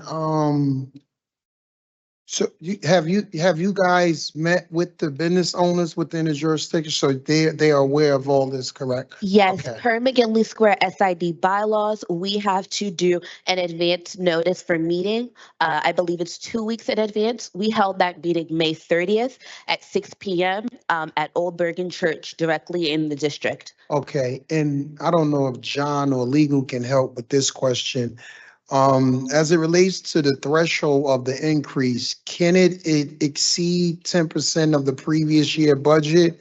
Is that accurate or what? There's nothing in the McGinley Square SID that has the same Yes. cap, Okay, from what we can see, so. all right. And if I may, I'd like to add that currently, I believe Public Works does provide one sidewalk sweeper that is there, I believe, every other day and is only in district 4 hours versus a private company where we're able to have them 8 hours and beyond. Thank you, Ashley. Thank you. This is still a public hearing, and I see the next person up for speaking. If you can just state your name and spell it for us for the record, please. Hi, my name is Risha Baker. It's Reisha. Reisha. My last name is Baker, Baker. Thank you so much. So I'm the president of the McGinley Square SID. I'm also a business owner in the district. Coming into administration in May of last year, there were quite a few things that was amiss in our district. We found that our core capital improvements simply was non-existent. and further investigation into our budget and our finances, we found that after paying our management company, we really didn't have enough money to do anything, to clean the streets, to add flowers to our district, or even to do anything regarding the public safety. So we've been through quite a process in about a year of laying new foundation for the SID, operationally and processes and systems, so that we are running in such a way as a real business ought to. In addition to that, our board also felt like there is a grave need for us to increase our budget to benefit not just the business owners, but our community as a whole. When we first started, there was nothing in place for us to clean the streets, especially along Bergen Avenue and Montgomery. Bergen Avenue is the area where a lot of trash is seen most of the time. We went from nothing to being able to contract CDS, who is there 5 days a week, about 6 hours a day. And with the new budget increase, we're looking forward to being able to increase that to 7 days a week, 8 hours a day, which is completely different from when we first started. So we believe that this is going to allow us to improve on our core values, which is the capital improvements, which is the beautification. We have self-watering planters throughout the district. We have annuals in the district. We're going to be able to switch that out for the fall to keep our districts looking beautiful. We're looking forward to also ramping up on our public safety. There has been some issues with that. Some of our business owners had complained. We're looking forward that the new budget is going to allow us to also do more for our community in that way. So thank you for your consideration. Thank you. Thank you. Still a public hearing. And our next speaker. Good evening to everyone. Good evening. Thanks for having me. My name is Marcisco. Marcisco, you're going to have to raise that mic. You're a big man. We need a bigger podium for My name is Marcisco, Marcisco, last name Morrison, Morrison. Thank you. I've been in Jersey City for quite some time. I attended New Jersey University, graduated, played basketball there. So I've been here for over 24 years. I know what Jersey City looked like and what it has come. Years. I'm a resident of McGinley Square. I own a business there. I have 2 businesses here in Jersey City. I've seen what McGinley Square has been like, and this budget will help tremendously in helping the community excel. I am the VP on the board along with Ms. Baker. I'm here in support of this budget increase because it will help tremendously, as I mentioned. With the sweeping, anyone who runs a business knows that business cannot operate successfully with paying out 61% of your budget to management team and so forth on. The rest could never operate a business. You're going to go bankrupt at some point. We have done. It's my second year on the board, and we have done some things to minimize the spending and get more out there. And also, we're getting some grants that are helping the neighborhood. This budget will help tremendously with the beautification, along with security, which has helped. I'm secured myself in the neighborhood because I've done many things. I'm sweeping and so forth. This would help tremendously. So if the board could help, I look forward to it. Thank you. Thank you. This is still a public hearing on the 2024-2025 McGinley Square Special Improvement District Assessment Roll and Budget. Any member of the public wishing to be heard, please come up to the podium and state your name for the record. Second. Motion to close the public hearing on the 2024-2025 McGinley Square Special Improvement District Assessment Roll and Budget was made by Council President Waterman.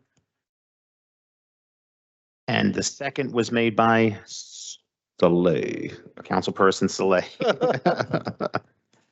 Smooth.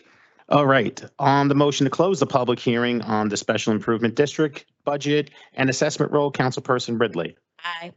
Councilperson Prinzary. Councilperson Baggiano. Councilperson Saleh, Aye. Councilperson Solomon, Councilperson Gilmore, Aye. Councilperson DeJeece, Aye. Councilperson Rivera, and Council President Waterman. Motion carries 9-0 to close the public hearing on the 2024-2025 McGinley Square Special Improvement District Assessment Roll and Budget. Council members, before we move on to our public speaking portion of the meeting, two of our council members are going to have to exit a little early. They're not exiting right away, but they will have to exit early. And I would like to take their vote on the claims and addendums number 1, 2, and 3, and the resolutions. So if you would allow me to take Councilperson Solomon and Councilperson Rivera's votes on the claims and addendums. Sean, I number think 1. I'm gonna leave too, Sean. This, I'm gonna get mine out the way too, man. I'm at the same party they're at. Are we going to lose a quorum now? I'm just kidding. I'm here. Okay. All right. On claims and addendums number 1, 2, and 3, Councilperson Solomon, Danny's going. Aye. Councilperson Rivera. Aye. Okay. And I'll be taking your vote on items 10.1 through 10.15 with the exception of 4, 9, 10, and 11, which were approved earlier. Councilperson Solomon, Aye. Councilperson Rivera. Aye. Okay, on items 10.16 through 10.26, Councilperson Solomon, Through 26. Yes. Aye. Councilperson Rivera. Aye. On items 10.27 through 10.36, Councilperson Solomon. So in 1033 with Millennium Strategies, I think a fair resolution moving forward, instead of just renewing a contract, given what happened with the Seabrooks Washington grant, would be for us to just reissue an RFP, would give them a chance to demonstrate their track record, but also acknowledge that we shouldn't just sort of take there should be some accountability for a big thing, a big mistake. So I'm going to vote no on 1033. Hope there's a chance to reissue an RFP and allow a fair opportunity for them to make their case and a fair opportunity for others to demonstrate what they could do. I think that'd be a fair resolution moving forward. And then I vote aye on all the rest. Thank you. Councilperson Rivera. I vote aye. And items 10.37 through 10.48, Councilperson Solomon. I vote aye. Councilperson Rivera. Aye. And for the balance of the resolutions, 10.49 through 10.59, Councilperson Solomon. So on 1058, it's just a little too much money. I'd be open to doing this at a smaller cost. So no on 1058 and then aye on all the rest. Actually, I'm sorry, let me backtrack that. Sure. So I believe that the administration is going to be withdrawing items 10.56 through 10.59. Is that correct? Council, we did receive an email from Chairperson Rosemary McFadden asking that we entertain everything in a more robust conversation at the next caucus. So with that being said, we are withdrawing items 10.56 through 10.59. So I'll take your vote on items 10.49 through 10.55. All right, aye for those. I apologize for that, Councilperson Solomon. Councilperson Rivera. Aye. Okay, that concludes And Sean, if I your, can just say, I apologize to folks that I'll miss their public speaking later. I have a family commitment at 9 I have to be at, which is my kids. So I apologize. I'll be there. And my apologies. I'm actually getting admitted to the hospital now. I have a small procedure. I'll be out tomorrow night. Oh. Peace. Thanks. Take care, Dan. we wish you nothing but the best, Councilperson Rivera. All right, with that being said, I want you all to pay close attention to your agenda. I'll be calling the number and the first name of the individual. With that being said, our first speaker, 5.1, Laverne.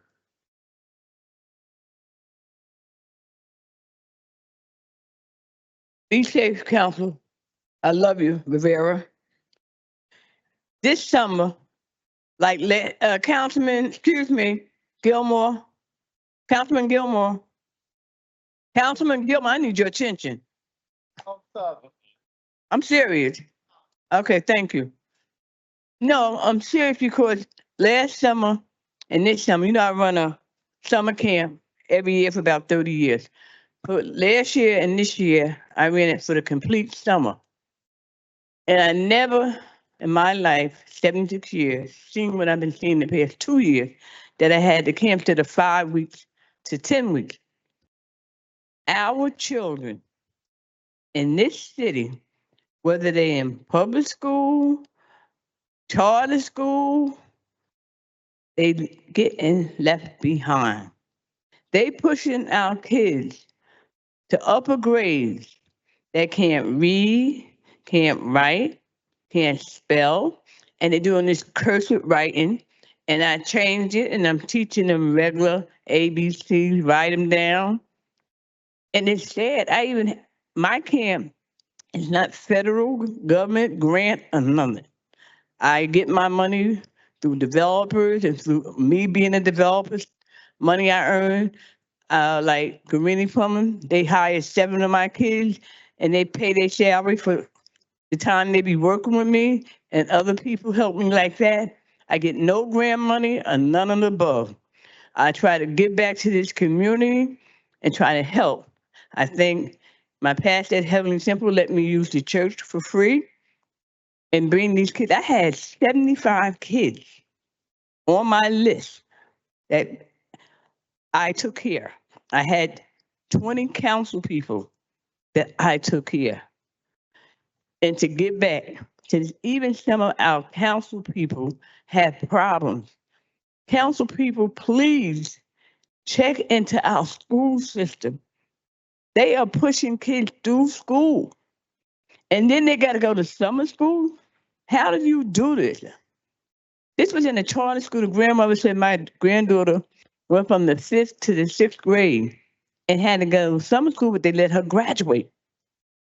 You don't do this. When I went to school in 22, if I didn't pass, you stayed back and you had to do that grade over again. And then you went to after school and got help and stuff. And you went to summer program. These people are not doing that no more. And we sending a bunch of educated dummies out there. And that's why we have so much crime in our streets.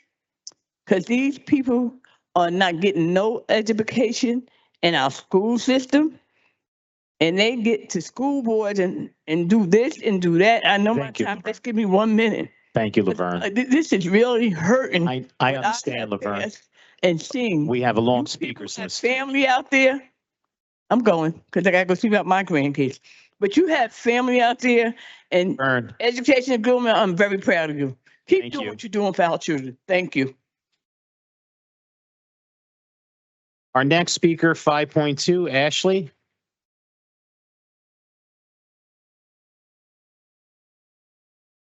Good evening, council members. I'll keep it brief. Again, one of the number one complaints I receive from my business owners in the community is that the district is too dirty. Again, a $90,000 allocated to quality of life improvements is an immediate fix to the number one issue that our businesses have. Business can't run in a dirty neighborhood, and we're looking to add on to what brings business to our neighborhood, increase and allows the McGinley Square economy to drive, and allows the Jersey City economy to drive. Thank you. Okay, our next speaker, Tina.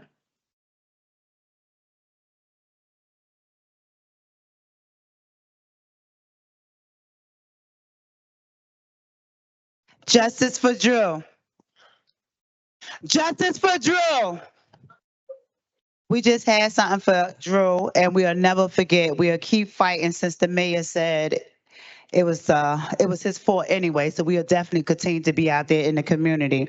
I just wanted to ask you, where can I get the key from for the city? Because I'm the one who's been doing the outreach for the community. Okay, let me know. Okay. I'm having a fashion show for my organization to raise money because you already know I be looking for money. I've been doing this for 28 years, helping the community. It's like a song. This actually going to be my last day here coming on Wednesday, unless it's something important, because I'm going to continue to be out in the community because being here is like a waste of my time. At least the community understand me. They look for me. They need my help. I'm right there for them, and they will make sure they talk back to me and make sure they give me some response or showing me the right way. I want to find out too, what happened to the Martin place on Martin Luther King? What really happened? Anybody out here know? Because they don't know. Okay, let me know when I get that. I started with Education at Gilmore at his spot. He always told me to use my voice. Ever since then, Education at Gilmore, I've been using it. Jerry Walker, I started working for him for doing his skills and development as his outreach. We have been helping so many families. I am so proud of the outreach, the connection of them getting their apartments. I did not believe by me being out there, really was going to help, but me seeing the change in our community, it's really coming and it's really have been changing. I also wanted to say too, we also been sending them to the hotel, to the shelter, to the guest house. I've been visiting them to make sure they are doing the people right. I just wanted to say to Gilmore, thank you for still looking for me a spot for community treasure. I really appreciate you. People don't understand that that's all we ask. If you see someone who's really doing it, don't give up on them. Continue to help them because this is a hard journey being out in the community. Not only I'm serving family with clothes, I'm also helping the hospital with new mom with car seat. I just bought one up there. I don't get paid for that. So to see other people also looking out for me, I really appreciate it. Thank you, Ms. Denise, for reaching out, stating you'll get a ticket for me for the fashion show. Thank you, guys. Our next speaker, 5.4, Edward. The summer was a little too long, even though it is my favorite season, and I only get to see you all once, though I didn't get to see you every month once, but I am back now, so it'll be good to be back bi-weekly to use my voice, and I like to do that. It's 9/11, and I just want to take a couple of seconds. I was a junior in high school at Dickinson High School that early morning when it all happened. It was the biggest tragedy in all our lives. And I just want to shout out John Stewart as a public personality fighting, lobbying our federal government to take care of people who were first responders and people who were devastated, people who need support, health care, need to be taken care of. And it's just a shame how hard he's had to lobby, how hard he's had to fight. But thank you so much, Mr. Stewart, for caring about our own and loving us. And it's been a year and about a month now as I fast forward 2024 to when Drew, justice for Drew was murdered by our Jersey City Police Department while he was having a mental health crisis. He was shot and tased simultaneously.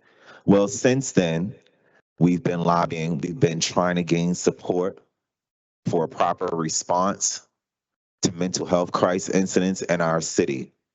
So what's happening? I did see the mayor was here for the caucus meeting, so many instructive questions were asked as far as the art center goes, but I do feel like there's more things that we need that are more important than an art center right now at this time. Right now at this time, some of you may be so disconnected because of race, because of income, because of gender, because of what, I don't know. But there are real challenges going on and many of them are going unseen and then they're unheard. It's on us to continue to come down here, right? And it doesn't have to be in a conciliatory tone either because that's undeserving. My life is in your hands. And the most dangerous policies, right? Let's talk about the VIA parking lot. So, okay, what would be instructive for each of you to do is have some community meetings. What do you think we should do about this parking lot? How should we lobby the state to finally use that school for educational purposes, right? And then turnpike expansion. So more pollution coming our way. We could do much better. And in the name of Drew Washington, we will do better. We owe it to him. We owe it to all of ourselves. We owe it to everyone. I'll have to be back. Thank you, Edward. All right. Our next speaker, 5.5, Michael. Michael Ehrmann, EHR-MANN. I'm representing Journal Square Community Association, Council President, and members. Nice to see you again. I hope you've had a good summer. Thank you very much for your vote in August, beginning mandatory affordable housing in Journal Square. You all said from the podium that you recognize that you'd only started the task. I want to talk for 2 minutes about next steps. You have now enacted our ordinance for 2 districts representing 30% of the total potential area. There are 5 districts that are not at this point in the ordinance. I want to make this suggestion. Districts 5, 7, and 8, and 4 and 4A in clusters are quite different from one another. And we are suggesting to the council that the next step it takes is to take a look at districts 5, 7, and 8. They represent only 15% of the entire area, but they represent Bergen Square and India Square, 2 key parts of the neighborhood. We'd like to find, we do not have at this point, 1 or more sponsors for an ordinance going forward for those 3 districts, leaving the remaining discussions, which are more complicated, to take some time. We believe that there's no reason to delay. One of the arguments that's been used about 5, 7, and 8 is that somehow it's improper to not include 4 and 4A together with them. The reality is, if you look at the data, that 5, 7, and 8 are much more alike 1 and 3, which are already passed, than they are than 4 and 4A. The second thing that has been stated is that there's this problem of 1 to 4 families housing being threatened by the bonuses in this law.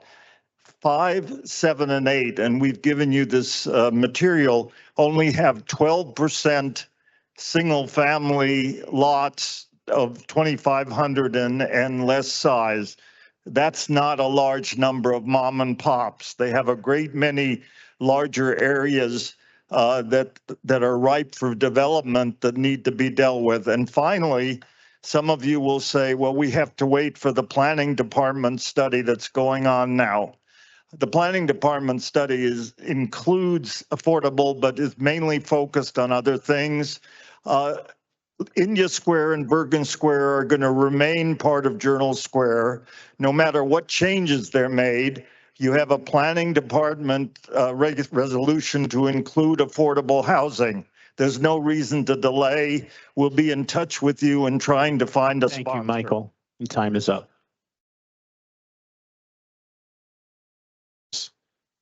Okay, next speaker, 5.6, Shanam. 5.6, not here. 5.7, Christopher. Christopher went to the restroom. It's Christopher, right? Okay.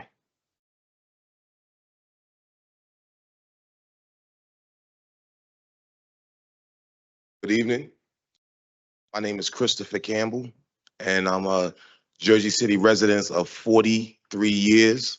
And I'm not even sure if this is even the platform to, I'll wait till they finish. I just want to be heard.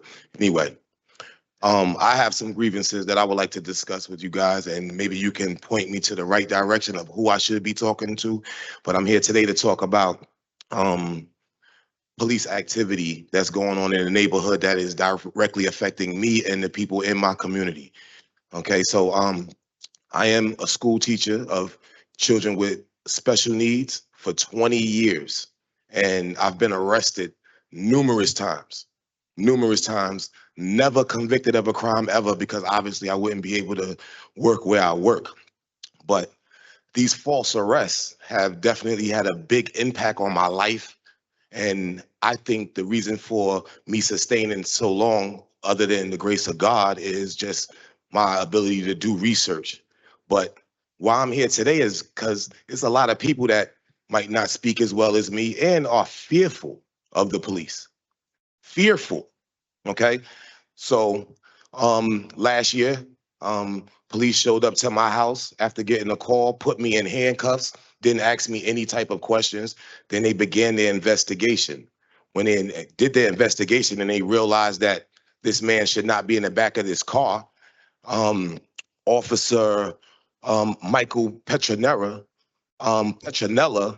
badge number 3122, decided to walk around for 23 minutes to make up a crime on body cam footage. So what I did was relax because I know that I can obtain this body cam footage. It took them 5 months to get this body cam footage to me, giving me reasons why it wasn't available to me. And I got it after 5 months and it was just upstairs. Okay. So after that 5 months, they drug me out longer because that's what they're doing at the court systems. They're basically dragging people out who doesn't have endurance and they're poor. So what they do is they cop out. They cop out, but not Christopher Campbell. What happened with that is I fought until they got exhausted and decided they wanted to dismiss all of the charges against me, you know, as if it would be some type of favor to me. But I took it a little further. Went down, and mind you, none of these police officers showed up for court. So that's what they do. They just let you keep coming. Hopefully, if you don't come, if I don't show up to court, I have a warrant for my arrest.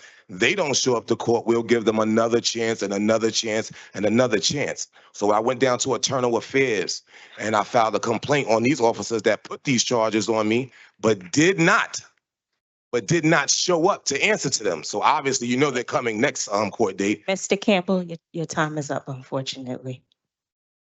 Thank you for your opportunity. I just want to say that one last word, and I'm going to say this. I've been documenting this entire ordeal, and I wanted to see if I could come here to get somebody to listen or just give me anything, but Okay. I don't really need that. I've documented this entire situation, and you guys will remember my name, Christopher Campbell. Thank you, Please Mr. know Campbell. that I came here with this to you guys. Thank you. What ward do you live in? Next speaker, 5.8, Chris Capers.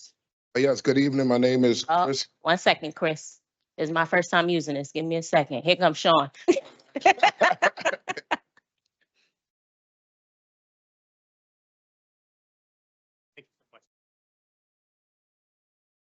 Okay. All right, here we go. All right, good evening. My name is Chris Capers. I live in Ward F. I'm a member of the Laborers Local 3. I'm here to speak about the ordinance 24-076 that you guys carried over. Thanks to Local 3, I've been able to support my family with good wages and health benefits. As a union laborer, unfortunately, not all construction workers in Jersey City could say the same. While serving as the chair of the Construction Board of Appeals, Sonny Kumar allowed workers to be underpaid, overworked, and exposed to dangerous conditions on his job sites. He must resign. Ordinance 24-076 is a way to hold him accountable, but doesn't help these workers. This isn't just about one bad contractor or one bad project development. And Jersey City relies on worker exploitation.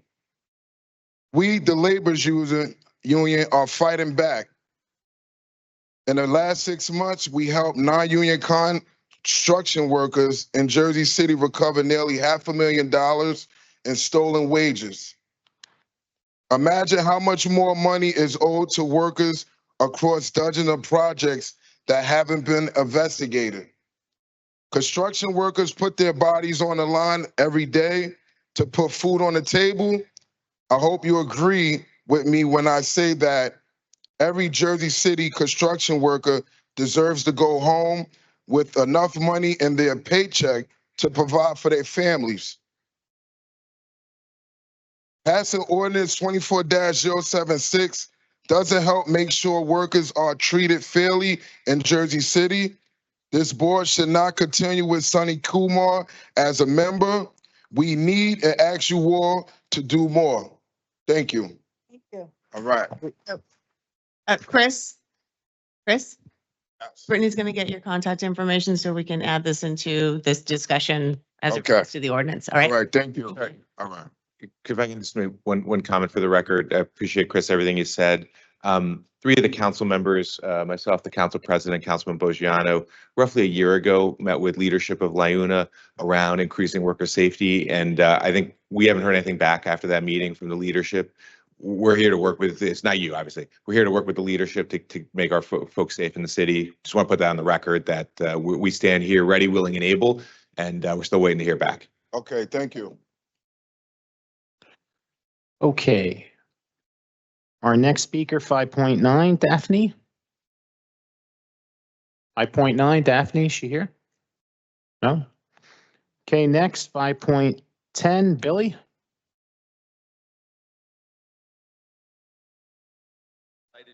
Hi, I'm Billy Santamora. I got excited before because Mrs. Davis was my 7th grade teacher, and I haven't seen her in a while. I just wanted to land the point.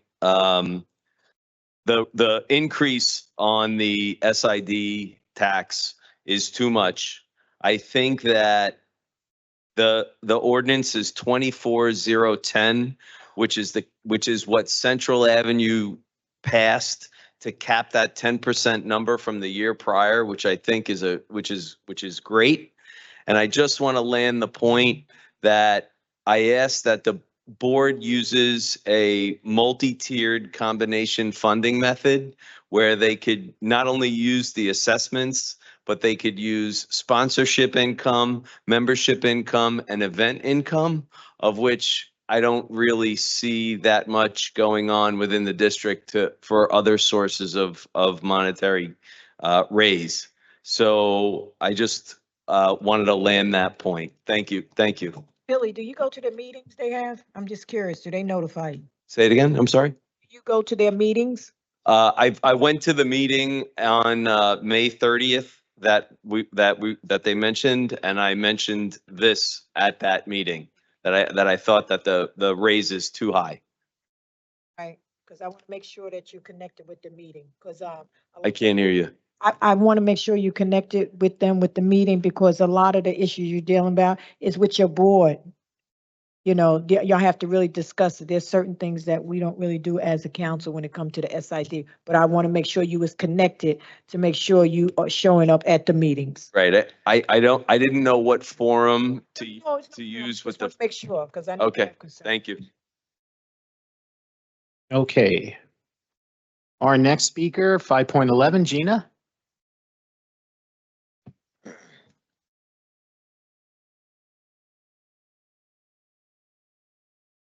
Good evening, Gina Davison, Ward F. As always, I would like to thank Council for their time and attention, and a few of you for your advocacy.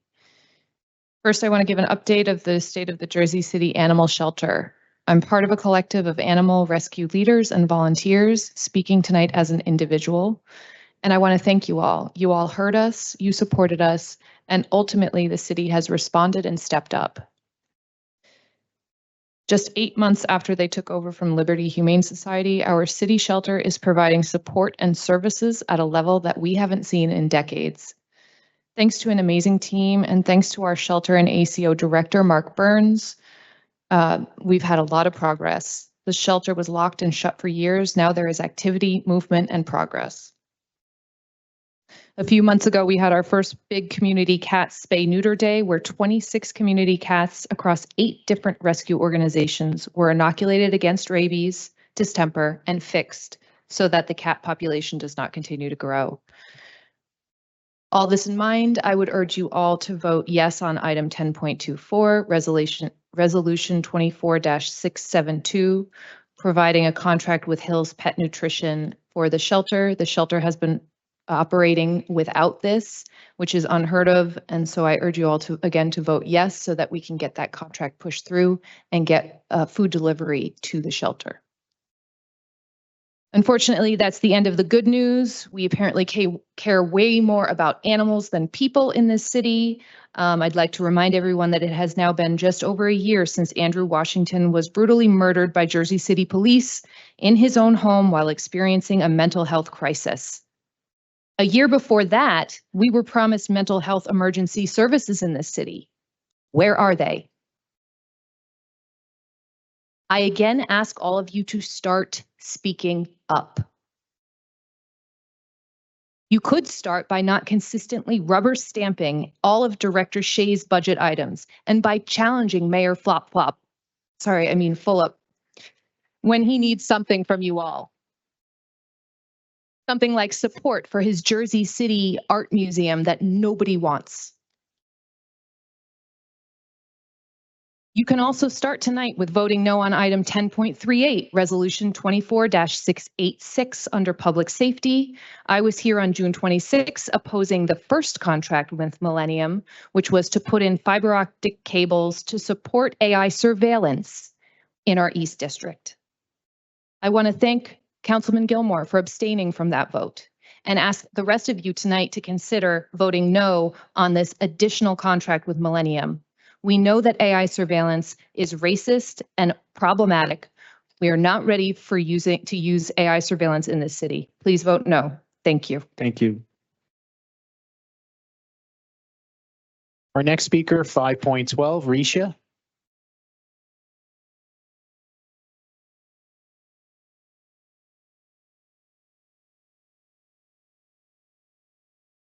Hi. When you're ready. So just to reiterate again, that just to give a little perspective of the McGinley Square SID has been around for 27 years. And in 27 years, our funding has been stagnant. We have been underfunded, and yet our business owners are complaining about the cleanliness.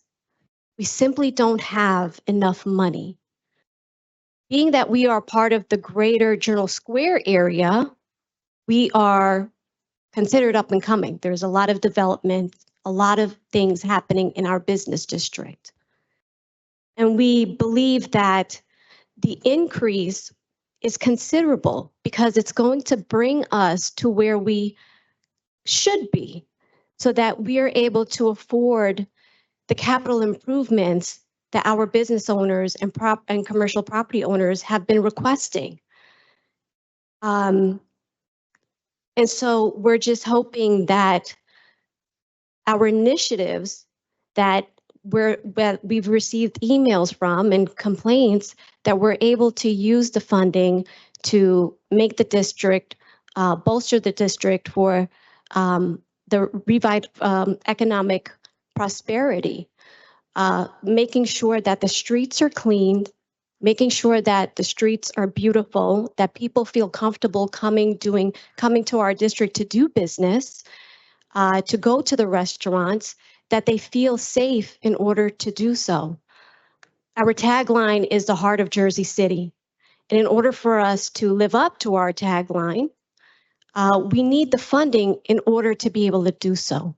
Thank you again for your consideration. Thank you. Our next speaker, 5.13, Anne Marie.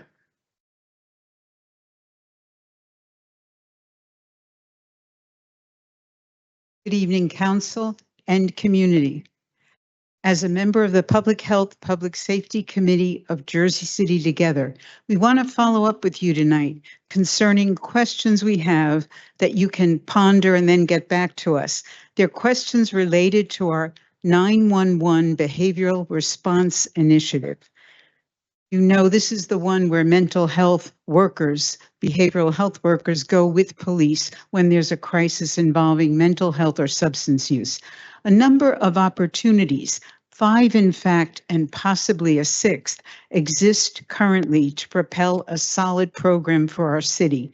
At the council meeting tonight, you considered Resolution 24-673, SAMHSA's mental health training grant awarded to Jersey City for $125,000.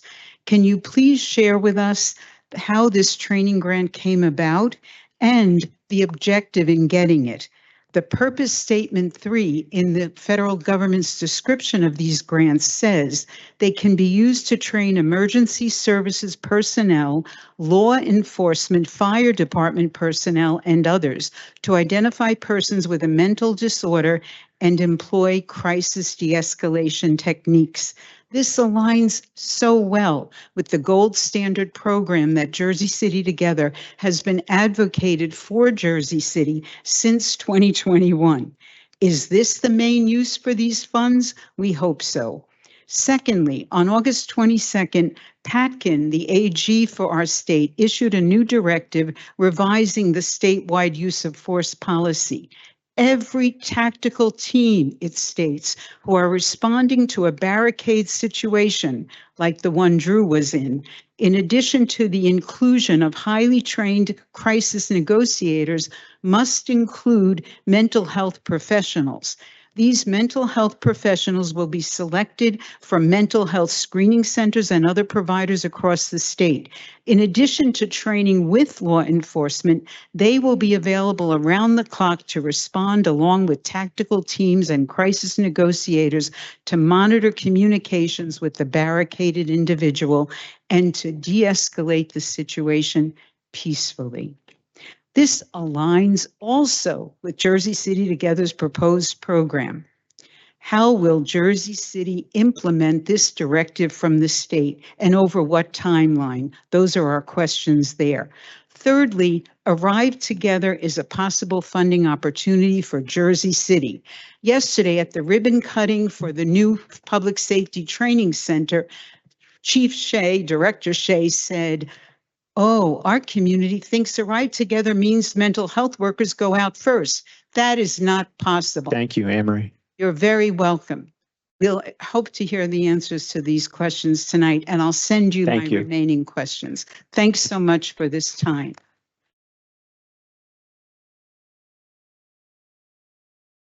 Our next speaker, 5.14, Santiago. Santiago, not here. Our next speaker, 5.15, Kevin.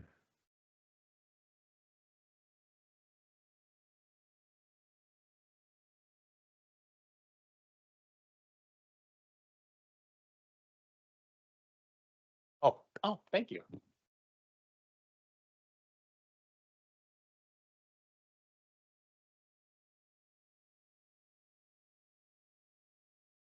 Good evening, council members. A month ago, I stood here reporting on positive developments in our collaboration with the city. Today, I find myself in a more complex position. While we appreciate the city's willingness to allow us to join as defendant interveners in the federal case, we now face new challenges that threaten to undermine the progress we've made. The Bureau's recent rent recalculation for Portside Towers is deeply concerning. It's not just flawed, it fundamentally contradicts Chapter 260 of your ordinance and the Rent Leveling Board's own rulings. Last time, I urged a comprehensive review of Chapter 260-3 in its entirety. Today, I must emphasize how critical this is.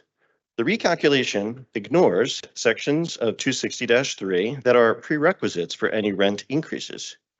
These include our landlord's failure to provide required tenant information, improper rent roll registrations, and non-compliance with the truth in renting statement requirements. Moreover, the board has created a non-existent term, permitted base rent, that contradicts the ordinance clear definition of base rent. You'll hear more about that later. They've excluded various fees from the rent definition, contradicting both the ordinance and our lease agreements. You'll hear more about that later. These aren't minor oversights. They are fundamental departures from the law that protects tenants like us. Several units have been entirely omitted from the recalculation, which is concerning given how long it took to complete this initial draft. Even more alarming, since we were last before this council, our landlord has again illegally increased our rents. The city has taken no action. This is particularly egregious for 100 Warren Street, which was determined to be subject to rent control since no later than 2022, just due to the building's age. Our landlord didn't dispute this fact, and they didn't appeal Dinah Hendon's original determination in that regard. Yet even in that tower, our landlord continues to illegally increase rents since 2022. Council members, we urge you to ensure the Bureau takes all appropriate action, especially on aspects not subject to litigation.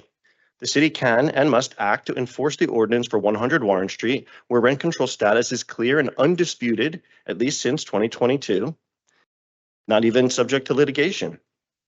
As we prepare to stand alongside the city in federal court, we need to ensure we're on solid legal ground. We can't defend an ordinance while simultaneously ignoring key parts of it. Our legal team has submitted a detailed analysis to the city outlining these issues and proposing corrections that align with the ordinance. I remain hopeful about our collaboration with the city, particularly with Mr. Edelman, but hope isn't enough. We do need action. We need the Bureau to revisit this recalculation, adhering strictly to every part. Thank you, Mark. Thank you. Our next speaker, 5.16, Anna. Hello. Good evening. I will keep it short because it's 9 p.m. on a school night. I just wanted to come with my neighbors and my daughter. As you know, we're approaching the 1-year anniversary of the Rent Leveling Board ordinance being enforced, and we are obviously, still waiting for action. Kevin detailed it, just undersigning the below. And I also do want to say thank you to Councilman Gilmore about the Pompidou Center. I agree. I think that it's coming through in the dog days of August is ridiculous.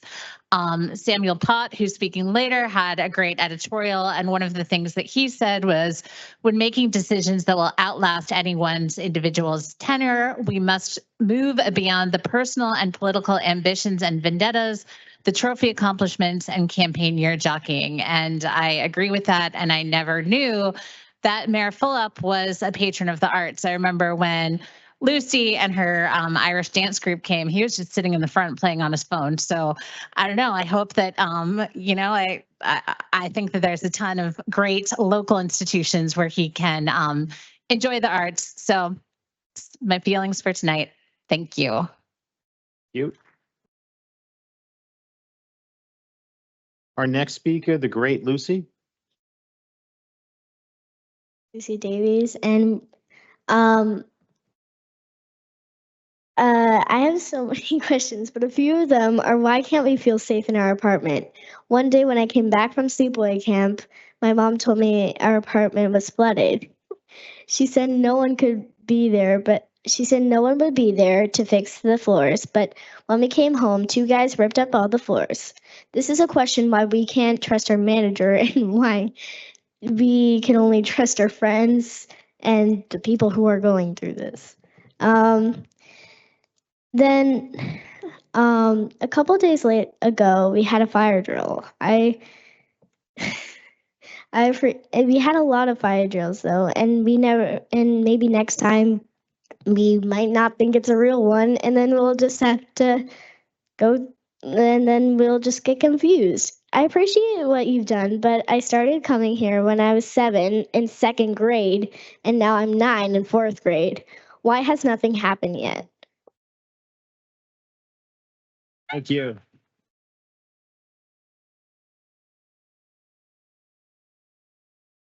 Good luck, Jessica, trying to follow that up. Our next, oh, she's not here. Okay. She can't follow it up. Next speaker, 5.20, Salim. Did I speak? No, David's not here. I'm sorry. David's not here. They gave me a list of people who weren't not here. So 5.18, David's not here. 5.19 Jessica, and now we're at Salim. Hello, council members. My name is Salim Khan. I live at 155 Washington Street in Portside Towers. I'm here to discuss elevator safety and rent increases in our building. On the afternoon of August 21st, my wife Emily, who was 4 months pregnant, and my son were in an elevator at Portside Towers. They entered and pressed the button to go to the 6th floor where we live. When they reached the 4th floor, the elevator stopped abruptly, shook before proceeding to drop 2 floors. I can only imagine the panic they felt while this happened. The elevator stopped and then resumed back to the 6th floor. The Portside Towers management team sent an email shortly after saying, quote, "Apologies for any inconvenience." This incident is not an anomaly. Here are just a few selected examples in the past 2 years. April 11, 2022, car number 3 taken out of service for, quote, "necessary repairs." July 27, 2022, car number 2 taken out of service for necessary repairs. May 15, 2023, parking lot elevator taken out of service for no reason given. And then August 21st, 2024, cars 2 and 3 were taken out of service for urgent service. You'll recall this was the date that my pregnant wife and child were on the elevator.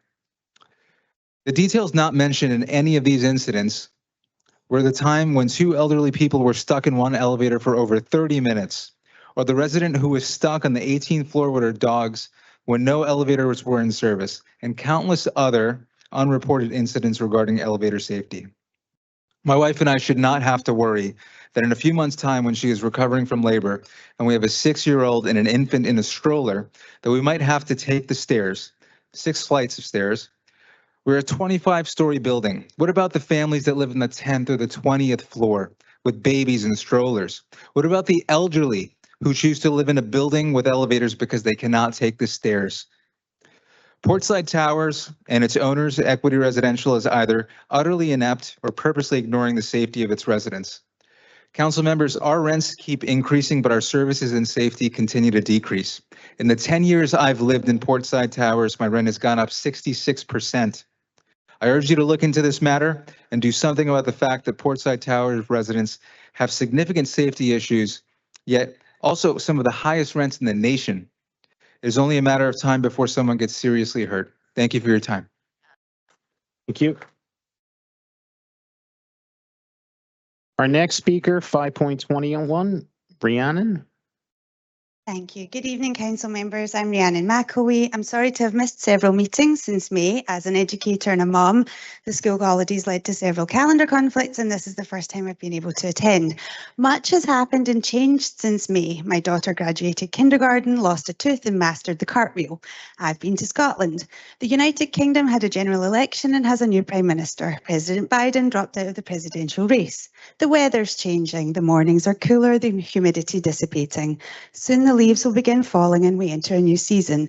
The United States ascended to the top of the medal table at the Olympics, and the European soccer competition saw Scotland crash out of the group stages.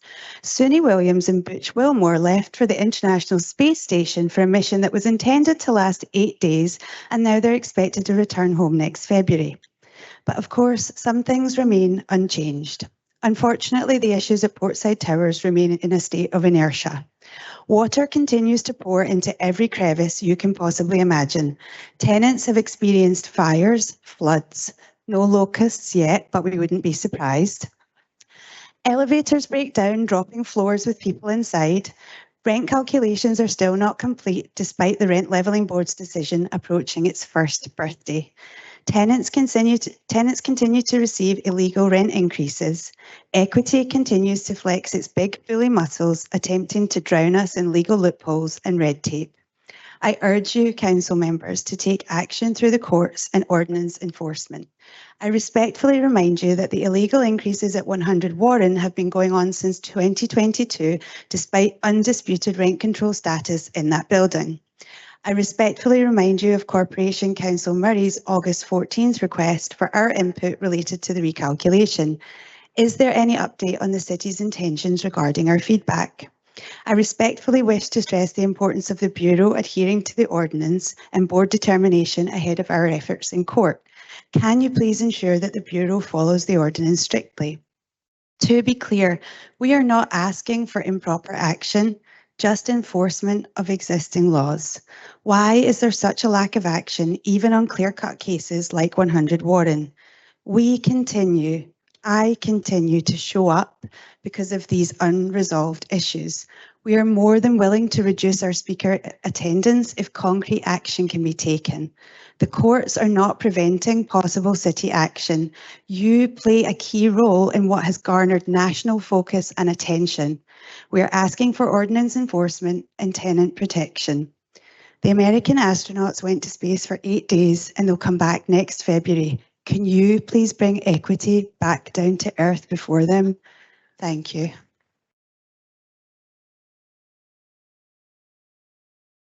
Our next speaker, 5.22, Alex. Good evening, Council. My name is Alexandra Com, and my family and I have been dealing with the fallout of a fire that Equity Residential started in our apartment on August 7th. The fire and the flooding that followed severely damaged our home and affected multiple floors at Portside West. I want to pause and just extend my heartfelt gratitude to Councilman Gilmore for his continued support during this crisis. It really means a lot. We see you, and we're really happy that you're here with us. Let me be clear. Equity started the fire, and their disregard didn't stop there. They've shown no respect for tenant safety or compliance with the law. During the crisis, Equity played a game with us, a revolving door of so-called managers who disappeared as quickly as they appeared, leaving us with no stable point of contact, no direct phone numbers, no assistance. And did you know that displacement and uncertainty doesn't take weekends off? But Equity staff sure did. And while we were left in chaos, they clocked out and told us to buzz off. Their negligence has gone unchecked for too long. City Council, where are you?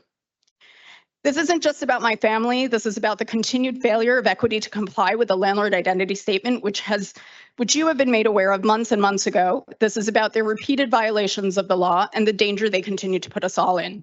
City Council, where are you?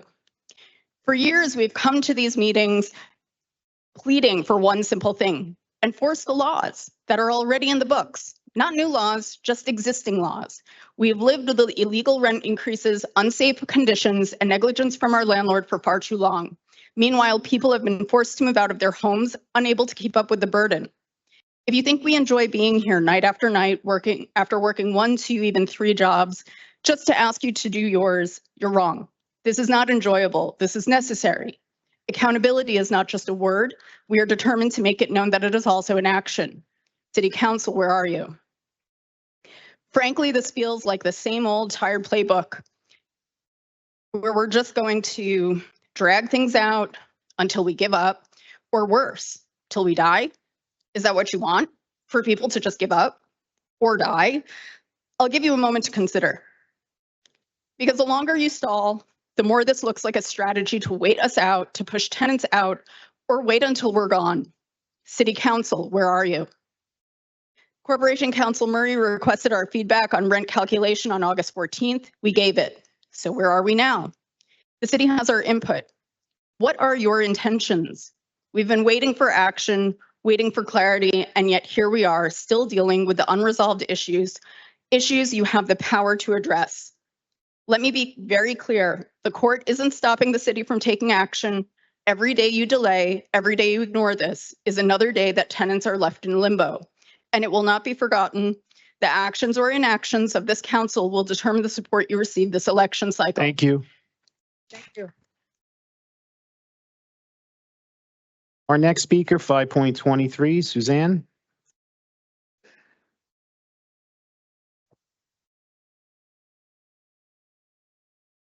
Good evening, council members.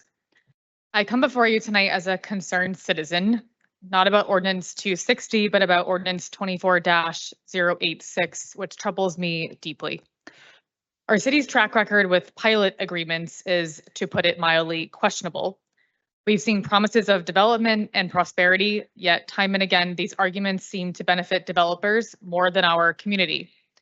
You are being asked to consider not just 1, but 2 extensive pilot agreements.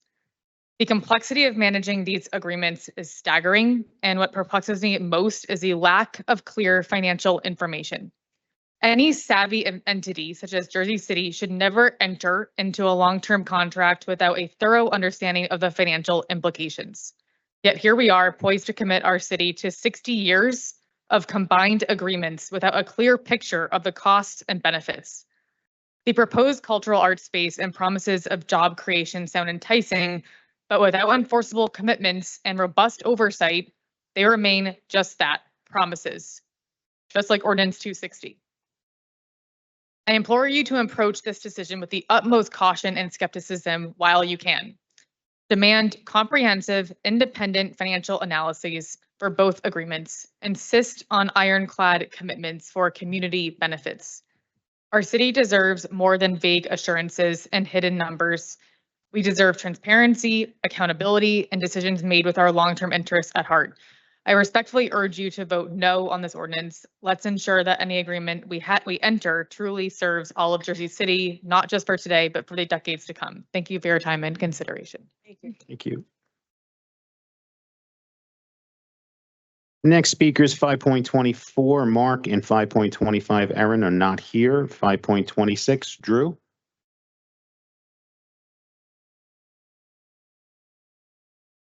Good evening, council members. I'm Drew Kochanowski, and I'm here to talk about words. Simple words that seem to perplex our city officials. Let's start with base rent. The ordinance defines it so clearly it is, and I quote, the legal rent charged or actually received by the landlord for the rental of a housing space as of January 11th, 1983. Notice it says legal rent, not whatever rent our landlord got away with for as long as possible. The ordinance couldn't be clearer on this point.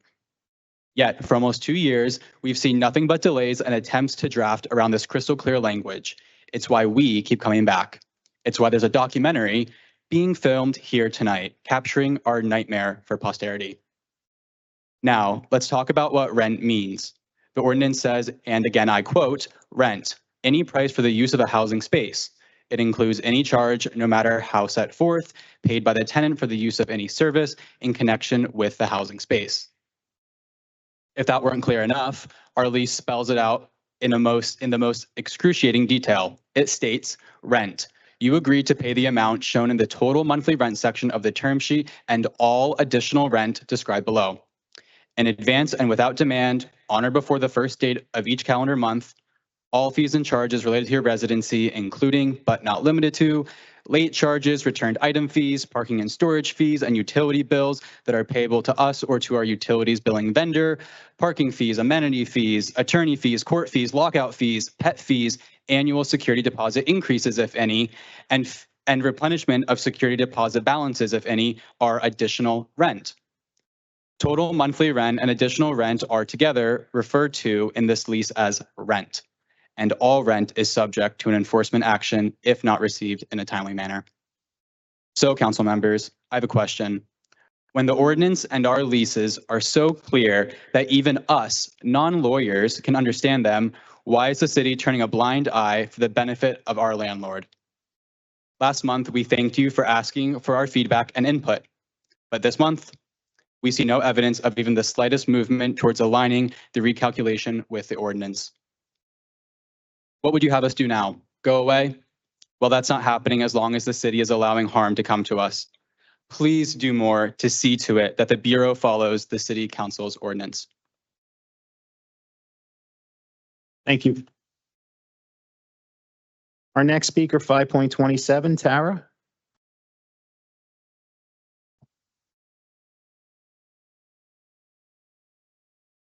You're ready.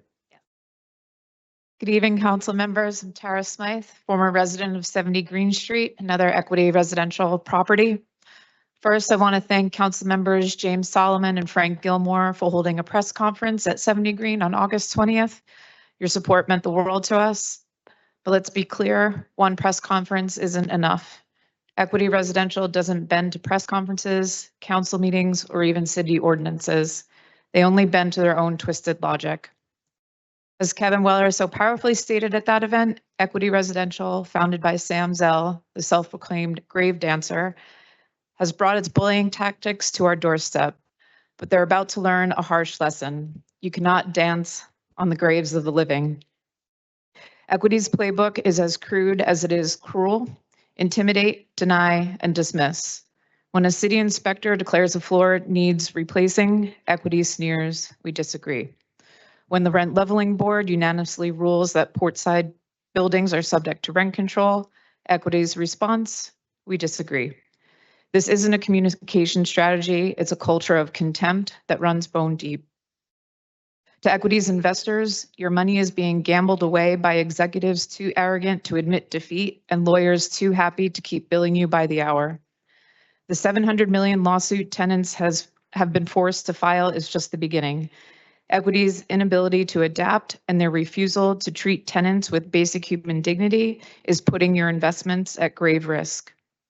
And to Mayor Fulop, your silence is not just deafening, it's complicity. This city and this state deserves leadership that stands with tenants, not corporate bullies. Council members, I ask you, isn't it a time for a press conference in front of Portside Towers? The people you see before you tonight deserve more than words. They deserve action. They deserve leaders who will stand up to corporate greed and fight for their rights. Equity Residential, hear me clearly. Your grave dancing days are numbered. We will not be silenced. We will not be dismissed. We will not back down. We have a message for you and we'll deliver it in a language you understand. We're sorry this isn't the news you wanted to hear, but we disagree with your treatment of tenants. This is the last communication you'll receive before we take additional action. You tell us to live remarkably. Well, we are living remarkably. Remarkably united, remarkably determined, and remarkably ready to fight for our rights. Your slogan is about to become your reality check. Thank you. Thank you. Our next speaker, 5.28, Brendan.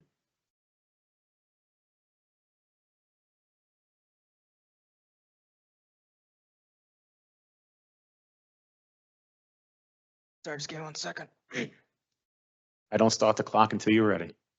Thank you. So like many, I live in Portside, and well, a few weeks ago, I got my rental increase. As Equity loves to remind us, even in these documents, Equity cares and Equity wants us to live remarkably. So of course, they decided to send me and my roommates the notice of our renewal and our large increase in spite of the ordinance 45 days before our lease had ended. Equity also happens to require 60 days notice to leave, so we were gonna have to sign no matter what unless we wanted to pay an extra fees. How lovely and remarkable of them. And this happened right as both my roommates were out and one was considering not re-signing. So I had 12 days to help go find a new roommate and interview and stage an apartment. So remarkably. And this got me thinking, what is this money going towards? What is it actually going to be doing to help us live remarkably with Equity? As you've heard, we've got an elevator death trap, a very ineffective fire suppression system that also leaves us with lovely mold, very lovely. And they use that money to hire the best, hopefully competent, maybe even sober employees they can find that make these mistakes. Let's look at a small little issue I had in my apartment. In May, I asked them to fix my bedroom door because it doesn't close properly. In July, it got to the point where the frame was falling apart, and I asked them, could you please fix this? They measured and said they ordered a door. And I want to say first week of August, they asked, hey, did the door get fixed? No, it hasn't. I've been too busy to remind you about it. And one day I go to work and they said, we're fixing your door. I get home from work, I walk into my room and realize something. My door's missing. They came into my apartment, removed my bedroom door, and left. I was absolutely speechless. I do not live with my family. I am a grown man. I live with 2 other grown adults, and I could not actually change my clothes in my bedroom. I ended up spending the weekend and an extra day at my parents' so I could actually have privacy in the apartment that I am now paying an extra raise on. This is what it means to live remarkably with Equity, creating new problems that you can't even conceive. Not having a door to a bedroom, not having lights in my living room. I have one light bulb that light fixture in my living room that Equity provides us. That is how little they care about our homes. Thank you. Thank you. Our next speaker, 5.29, Joel.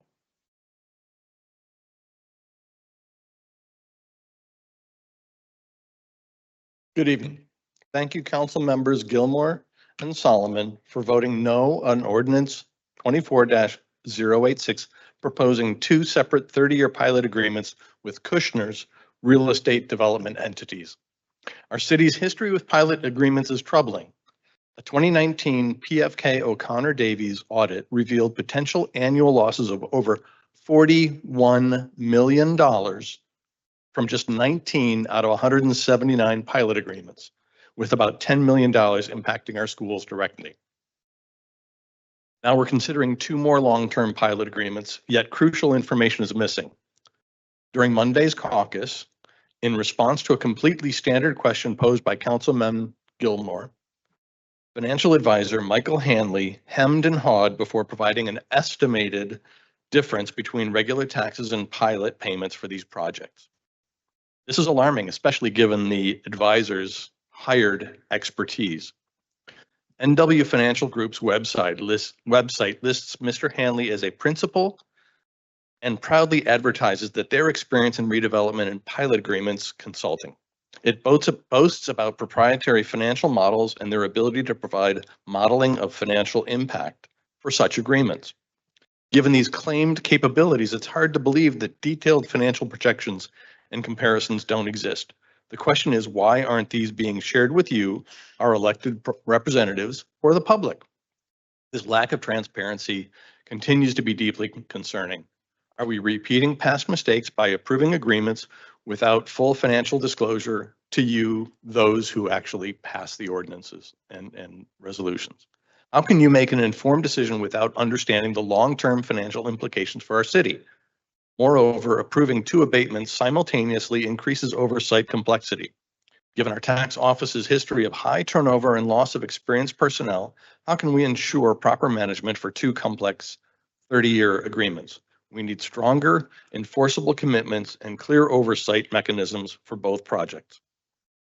At the next council meeting, I urge each of you to vote no to this ordinance. At the very least, demand full financial projections and impact analyses that must exist for this complex transaction.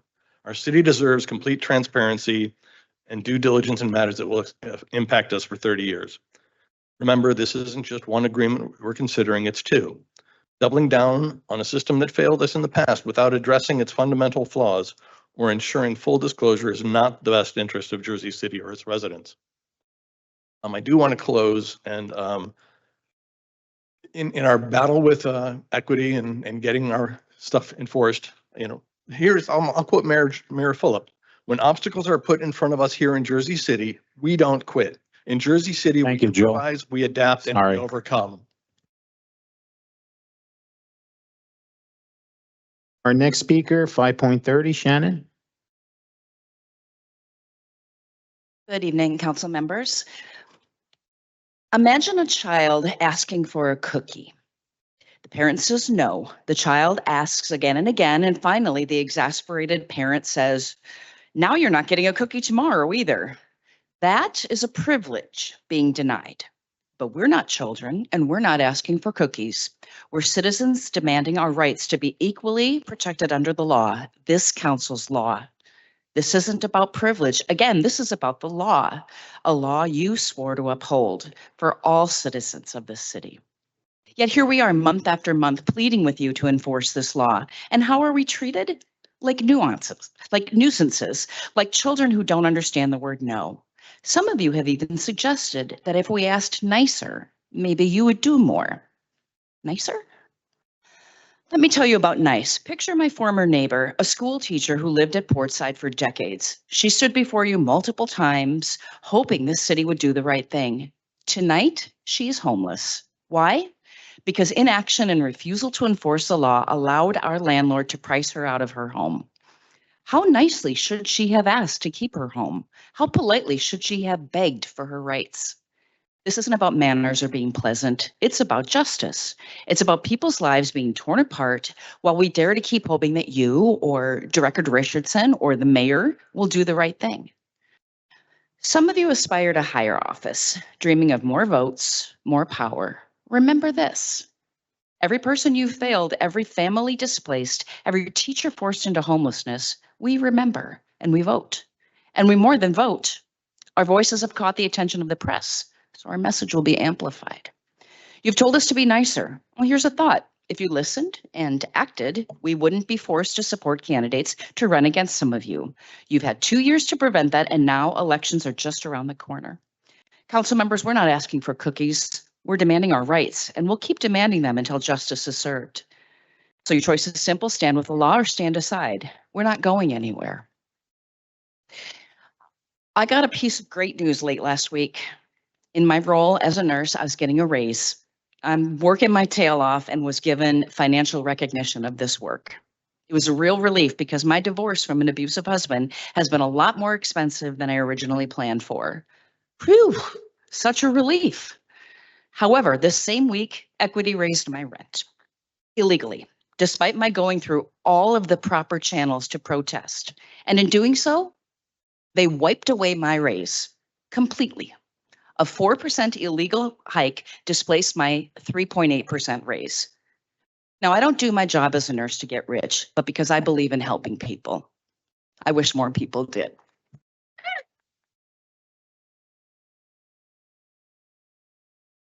Our next speaker, 5.31, Danila.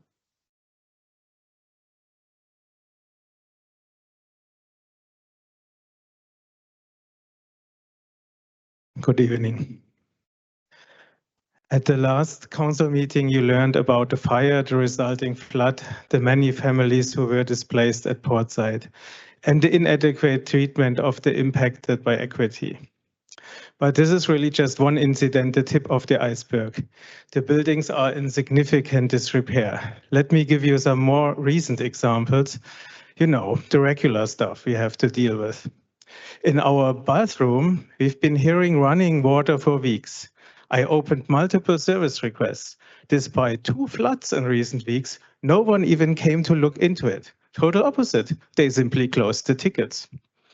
Many apartments have mold and dirt in their AC units. Service tickets just get closed without response. It happened to me just this week. Our washing machine has no hot water for over a year. Every wash, no matter the setting, is cold. More than 20 service requests were closed without response. Building management told us in writing that they will do nothing about it. When they do scheduled work, it's their schedule. We had contractors entering our apartment without permission last week, despite confirmation from management that they will come another day. A while ago, contractors entered our terrace from above without any upfront information, just appearing outside of the window. And as said, this is just the constant, regular stuff. We heard about the pregnant woman and disabled persons trapped in their apartments without working elevators. We heard about the blocked escape route at the fire by a carelessly stored washing machine. We heard about the mold and resulting health issues. This is not just ignorance. This is harassment, and it's illegal. And it is exactly what we keep warning you about for 2 years now. They know they can get away with it and press the last cent of profit out of us. What is the city doing? Was there an inspection after the fire and the major leaks in the main sprinkler pipes? I know the fire panel is still regularly in error mode and might not even detect the next fire. What is the city doing to keep us safe? And talking about illegal things that Equity is getting away with. They keep raising rents illegally on top of illegal charges. You promised us calculations based on legal rates months ago. Where are they? It is so frustrating to get treated like commodities. And at the same time, our hard-earned money is making billionaires even richer. You know it, and you just let it happen. The law is clear, enforced 260. And Frank, you said it earlier. Other things get rushed through. Our next speaker, 5.32, Sonia. Today, I heard the bagpipes from the September 11 memorial across the river. and I heard the names of the people who were killed on broadcast. Since we live here, hearing the countless Anthonys, the many familiar Italian and other immigrants' last names, and the places where all people came from, these names of our home away from home get to us in a different way now. Our thoughts are with all the families who lost their loved ones in this horror. I quote Satie's Bistros, our favorite neighborhood restaurant's post of today. Every act of kindness lights the darkness. Love prevails in the face of tragedy. Let's remember that. And let's remember why we are here week after week. We are here because we're talking about our homes. We are talking about our human need to be safe and protected at home. Tragedies come in many shapes or forms. We've shared the countless tragedies of our neighbors who were forced out of their homes by equity residentials, illegal and egregious rent increases. We've documented thousands of incidents when equity residential neglected its duty and put our health and safety and our lives at risk. Today, I want to share one more case, very similar to Salim's, and show the public once again who we are dealing with. I quote from an email of our management sent on the morning of September 4th, last week. Yesterday evening, our quarterly lobby cleaning was performed, and unfortunately, the cleaners accidentally triggered the fire panel, causing the fire department to respond and briefly suspend elevator service. And further, elevator cap 103 will remain out of service. Even the mentioned cause and timing of the fire department responding is doubtful. Several tenants smelled acetone that morning, a highly explosive substance. I don't know who called the fire department, but sure enough, there's no mentioning of these intense smells by our mentioning, even though we had made them aware. Why not? What's there to hide, I'm asking. Contrary to management's announcement, the elevator remained in service that day. I pressed the down button on my floor at 10:30 a.m. and car 103 came. I entered, I got stuck on the 4th floor, then suddenly dropped to the 3rd floor, and an announcement said that I had to leave the elevator due to an emergency to get out. Unfortunately, I couldn't because the doors didn't open. Instead, I continued down to the 1st floor, and after a minute of mere panic, I finally got out. A traumatizing experience. Of course, I reached out to management to discuss this. I don't have enough time. You will get a hard copy of the email exchange, but no surprise, Equity closed the conversation yesterday after a few half-hearted excuses and without any offer of making this right. Once again, we see how little our landlord actually cares about us. Our next speaker, 5.33, Carol. Good evening, Council. Okay, I'm here to voice my concerns about Ordinance 24-086. Let's talk numbers. In 2019, an audit found that just 19 pilot agreements cost our city over $41 million annually. That's money that could have fixed our roads, improved our schools, or enhanced our parks. Now we're looking at not one, but 2 new pilot agreements. But where are the numbers? During Monday's caucus meeting, the city's financial consultant couldn't easily tell Councilman Gilmore the difference between regular taxes and these pilot payments. We wondered how that could be possible, so we've done some digging. The firm this advisor works for, Northwest Financial Group, boasts about their proprietary financial models for pilot agreements. They claim to provide modeling of financial impact for these deals. So where are these models? Why aren't we seeing them? Are we really going to commit to 2 30-year agreements without knowing the full financial picture? That's like signing a mortgage without knowing the interest rate. I urge you to vote no on this ordinance. While the idea of a cultural arts space and the prospect of new jobs are appealing, these attractive propositions lack teeth without ironclad guarantees and stringent monitoring mechanisms in place.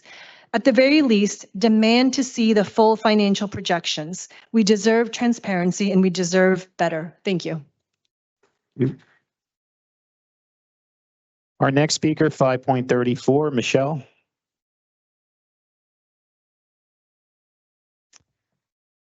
Good evening. A month ago, I stood here detailing a fire and flooding incident caused by Equity Residential's negligence. Today, I again stand before you as a voice for those whose lives are still being put at risk by Equity's flagrant disregard for the law and our safety. Let me be crystal clear. Equity's continued flouting of landlord identity disclosure requirements isn't just paperwork. It's a calculated gamble with our lives as the stakes. When emergencies strike, we're left scrambling, unable to reach those responsible for our safety. This isn't an oversight, it's a deliberate strategy that puts profits over people. Your ordinance demands full compliance with the landlord identity disclosure statement, not partial, not almost, full. Yet, as Equity can't be bothered to follow these basic rules, leaving us vulnerable in our homes. Equity's contempt for the law doesn't stop there. They continue to illegally increase our rents to this day. It's about their systematic attempt to overcharge families and potentially displace us from our homes. Tenants of the city deserve landlords who, despite what Derek Reed tells you, council, truly cares about its residents and not corporations that treat laws like inconvenient suggestions. Equity Residential boasts about providing exceptional living experiences. Really, we're experiencing something exceptional, all right. Exceptionally poor management, exceptionally dangerous situations, and exceptionally blatant disregard for the law. Their actions have united us in ways they never intended. We stand together, more resolute than ever, in our fight for safe, dignified, and legally priced housing. The time has come for Equity Residential to answer for their negligence and face the full weight of their legal and moral obligations. To Equity Residential, your era of treating tenants like disposable revenue streams is coming to an end. We will not be silenced by your tactics. We will not be dismissed by your indifference. We will not back down in the face of your corporate maneuvering. Council members, we continue to inform you of Equity's harmful acts, and for goodness sake already, hold them accountable. In addition, we wholeheartedly support Tara's idea of holding a news conference in front of Portside Towers. It's high time we collectively shine a spotlight directly at the scene of Equity's ongoing violations. This public display of accountability is exactly what's needed to bring wider attention to our struggle and to demonstrate that we will not be silenced or ignored. Thank you.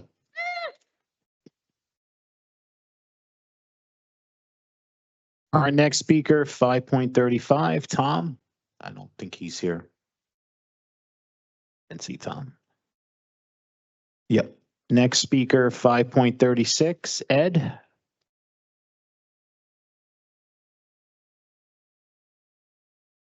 Evening.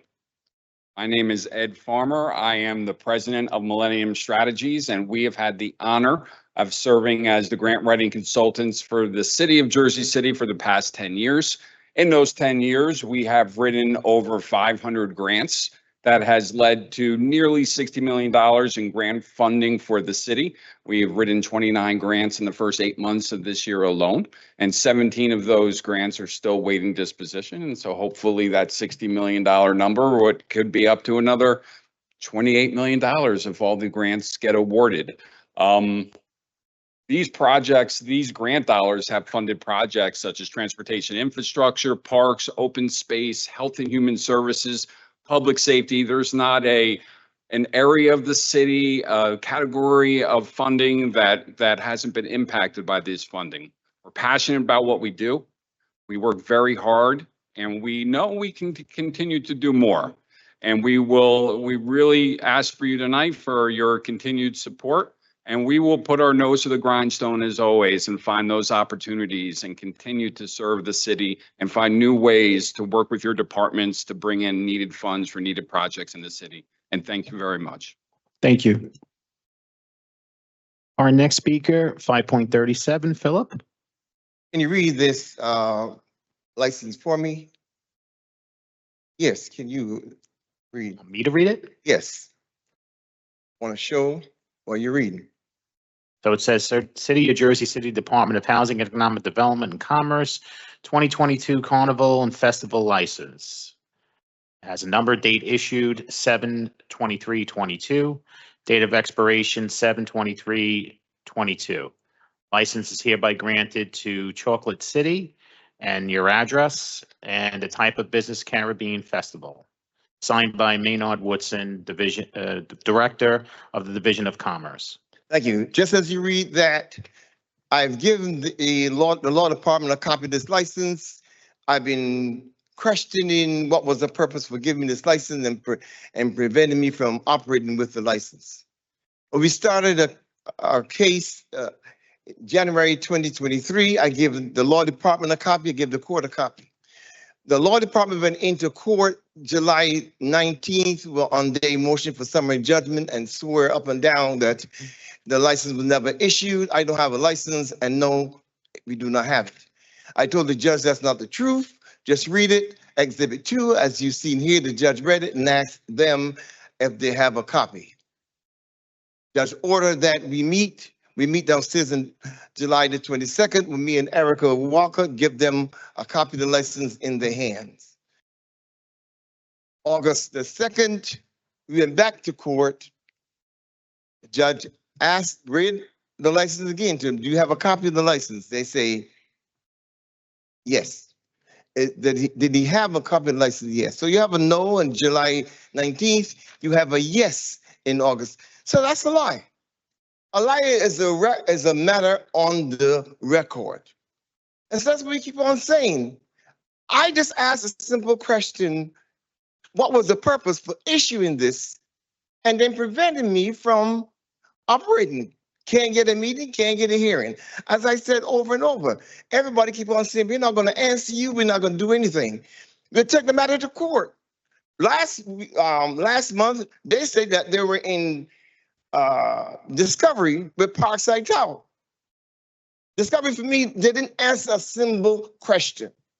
So if you say no and yes, or as a matter of fact, you ever say no when there is a yes, it was in their hands. You can say it's operating in bad faith. You can say it's dishonest. You can say whatever you want to say. In the Black community, if you say anything other than yes, it's a lie. And so when I said they're a bunch of bull-faced liars, that's arguably, that's exactly what it is. You cannot say no to this. I ain't buy this. This is a city document. Thank you, Phil. Our next speaker, 5.38, Marta. Marta here? No. Okay. Next speaker, 5.39, Danielle.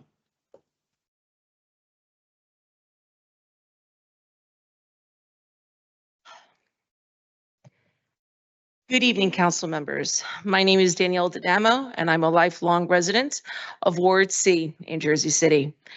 And I'm here tonight to express my concerns about the Center Pompidou project planned for Journal Square, known as Ordinance 24086. Firstly, this project is simply not needed nor wanted by the community. Our neighborhood is facing much more pressing issues. Our streets are in desperate need of paving. There's a severe lack of parking, and the resources that could go toward improving the quality of life for residents are instead being funneled into tax abatements for developers. Why are we giving financial breaks to projects that don't address the actual needs of Ward C and Jersey City? Jersey City has always had a thriving arts community. Why not funnel the money into supporting and building up what we already have? Strengthening our existing local artists and cultural spaces would benefit the community without the disruption of unnecessary developments. If we truly want to create a bustling, thriving Journal Square, let's start by taking care of the basics. We need proper infrastructure, safer streets, and amenities that serve the people who already live here. By focusing on what our community truly needs, we can create a Ward C and Jersey City that works for everyone, not just outside interests. Vote no to ordinance 2024-086 on September 25th. Thank you. Our next speaker, 5.40, Suzanne. Suzanne Carr? No. Next speaker, 5.41, Ahmed. Not here. Next speaker, 5.42, Fidel. No. Okay. 5.43, Samuel.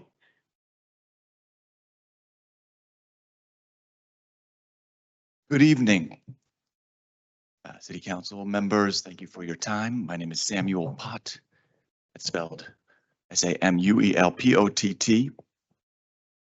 I'm the founder and artistic director of Nimbus Dance and the Nimbus Arts Center.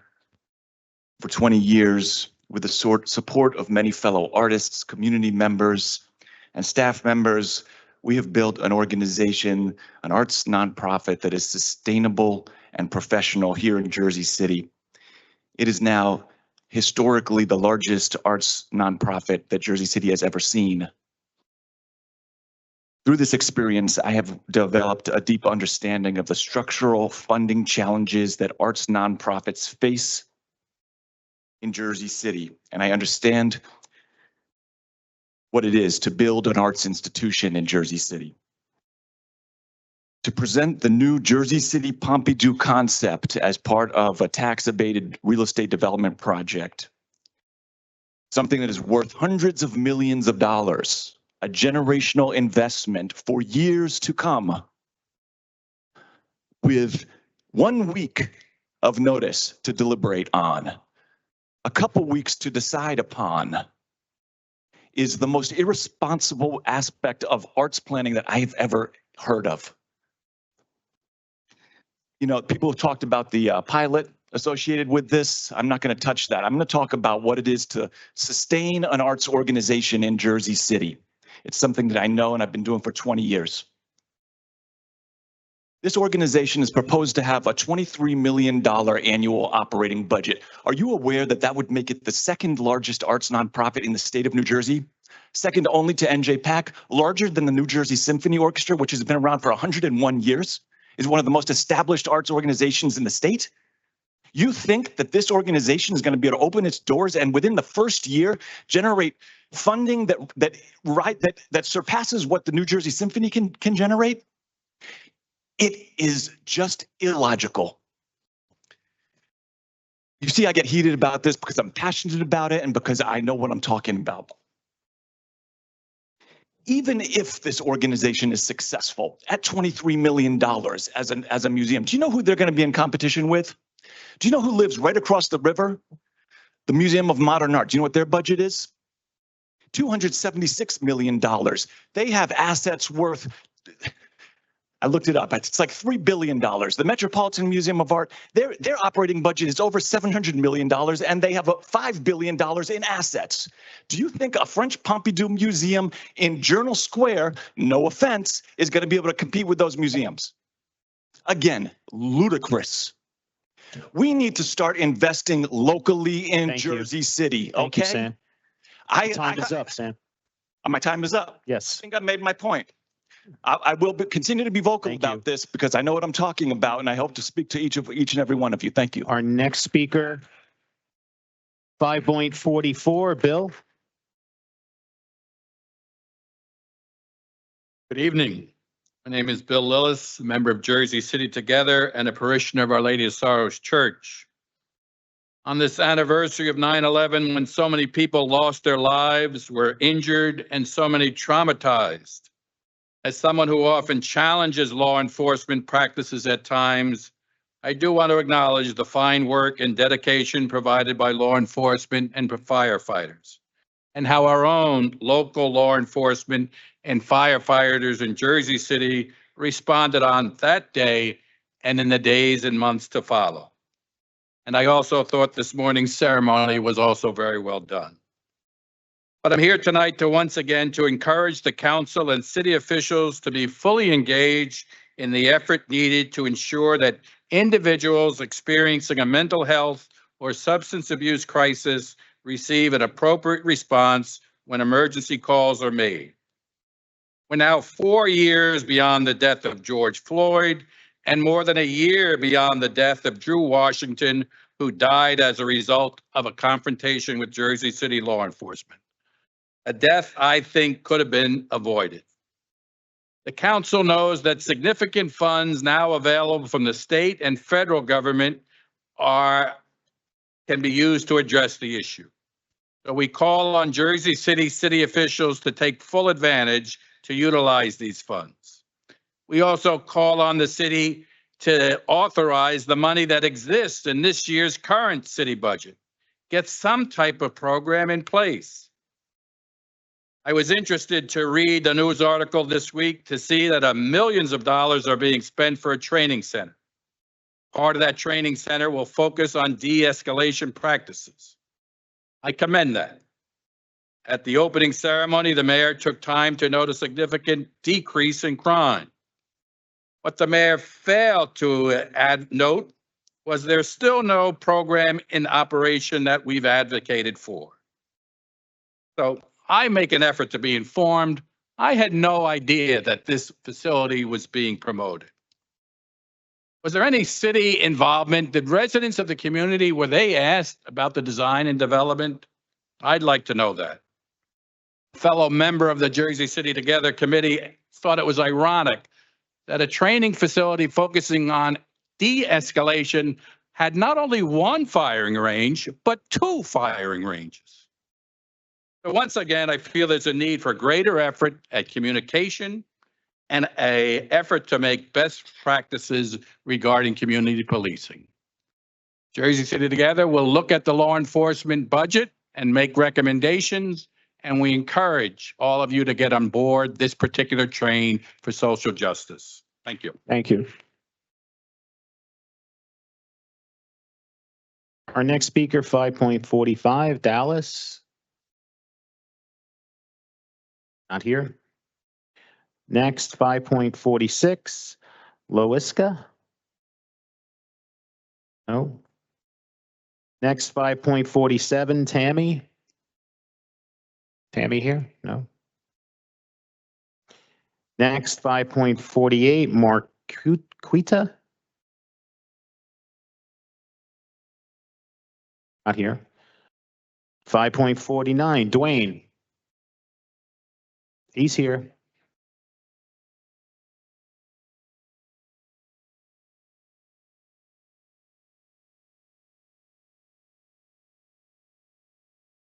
Good evening, ladies and gentlemen. How are you? Long time no see. Nice to see you again. I came to address the issues regarding, I don't know if I'm saying this right, Pompitu. All right. I just wanted to express the need for the community to be a part of this project and any, excuse me, and any and all of the development that goes on in Ward F and Ward A. We've been waiting around for years for some new development, and we don't feel that we're a part of what's going on. So I truly appreciate it if you guys would make it your business to make sure that every project in Ward F and Ward A goes to a community meeting. Truly appreciate it. Thank you and nice seeing you. Thank you. Our next speaker, 5.50, Cynthia.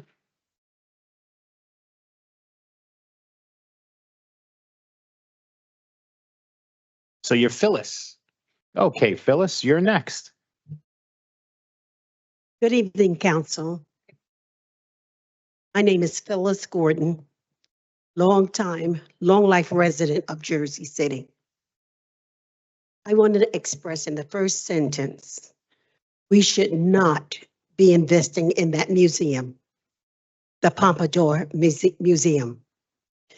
The answer is no. No is no. The voters are saying no. The governor is saying no. The constituents are saying no. No is no. Simple as that. Why should the taxpayer bear the burden of the Pompadour Museum? The American dream is home ownership, which is no longer a reality in Jersey City, New Jersey. There's over 300,000 people, plus those that's probably not accounted for. We all live here in Jersey City.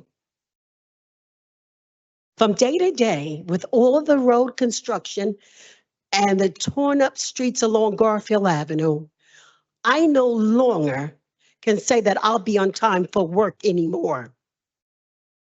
I'm about 5 minutes away from work. But since school has reopened, we've had 5 days of school, and I've been late three of those days. So let's go back to no is no. These huge multiple dwellings are being built with no consideration for the low or moderate income families. We do not need to begin to build the Pompadour Museum. We have the Jersey City Museum, the African American Museum, all in Jersey City. Our tax dollars cover the fire and police department, public schools, arts, and etc. We can't afford unnecessary additional expenses building this museum. Homeowners are struggling paying these excessive high property taxes. Listen to your voters. No is no. The voters say no, the constituent says no, the governor says no. No is no. Please adhere to that. It's no. Thank you.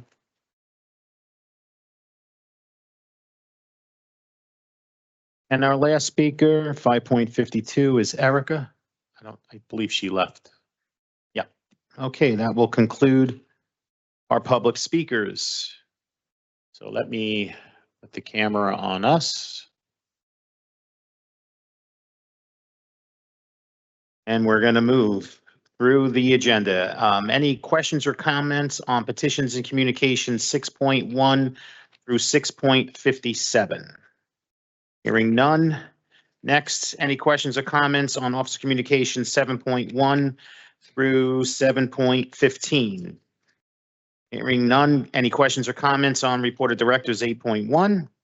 And we'll go right on to the claims and addendums 1, 2, and 3. Council members are going to be taking a vote on claims and addendums 1, 2, and 3. Councilperson Ridley.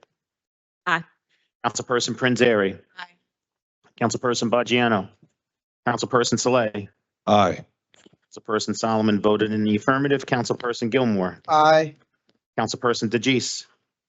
Councilperson Rivera voted in the affirmative earlier. Council President Waterman. Claims and addendums number 1, 2, and 3 are approved unanimously 9-0. Okay, council members, on to our resolutions. I'm going to be taking a vote on items 10.1 through 10.15 with the exception of 4, 9, 10, and 11, which were approved earlier. Councilperson Ridley. Aye. Councilperson Prinzary. Aye. Councilperson Baggiano. We're going from 10.1 to 10.15. Councilperson Saleh. Aye. Councilperson Solomon voted earlier in the affirmative. Councilperson Gilmore. Aye. Councilperson DeGise. Aye. Councilperson Rivera voted in the affirmative earlier, and Council President Waterman. Items 10.1 through 10.15 are approved unanimously 9-0. On to resolutions 10.16 through 10.26. 10.16 through 10.26. Councilperson Ridley. On 10, 18, and 19, thank you to everyone who came out and spoke. I think that the issues presented tonight are reflective of not just McGinley Square SID, but some of the challenges with other SIDs in wards A, F, and B, having challenges producing enough income to really make real changes for the businesses in their area. It is very different sustaining an SID when you're in a business district like Exchange Place and when you're in other areas of the city. So I understand that need to increase in us as a city attempting to clean the whole city isn't, we all know, isn't the greatest option, or we haven't been doing the greatest job at that. So additional resources are needed. With that, I vote aye for all. Councilperson Prinzary. So for 1018 and 1019, I've been on the board of a partnership for 6 years now. And I've served with a number of different iterations of the board since that time.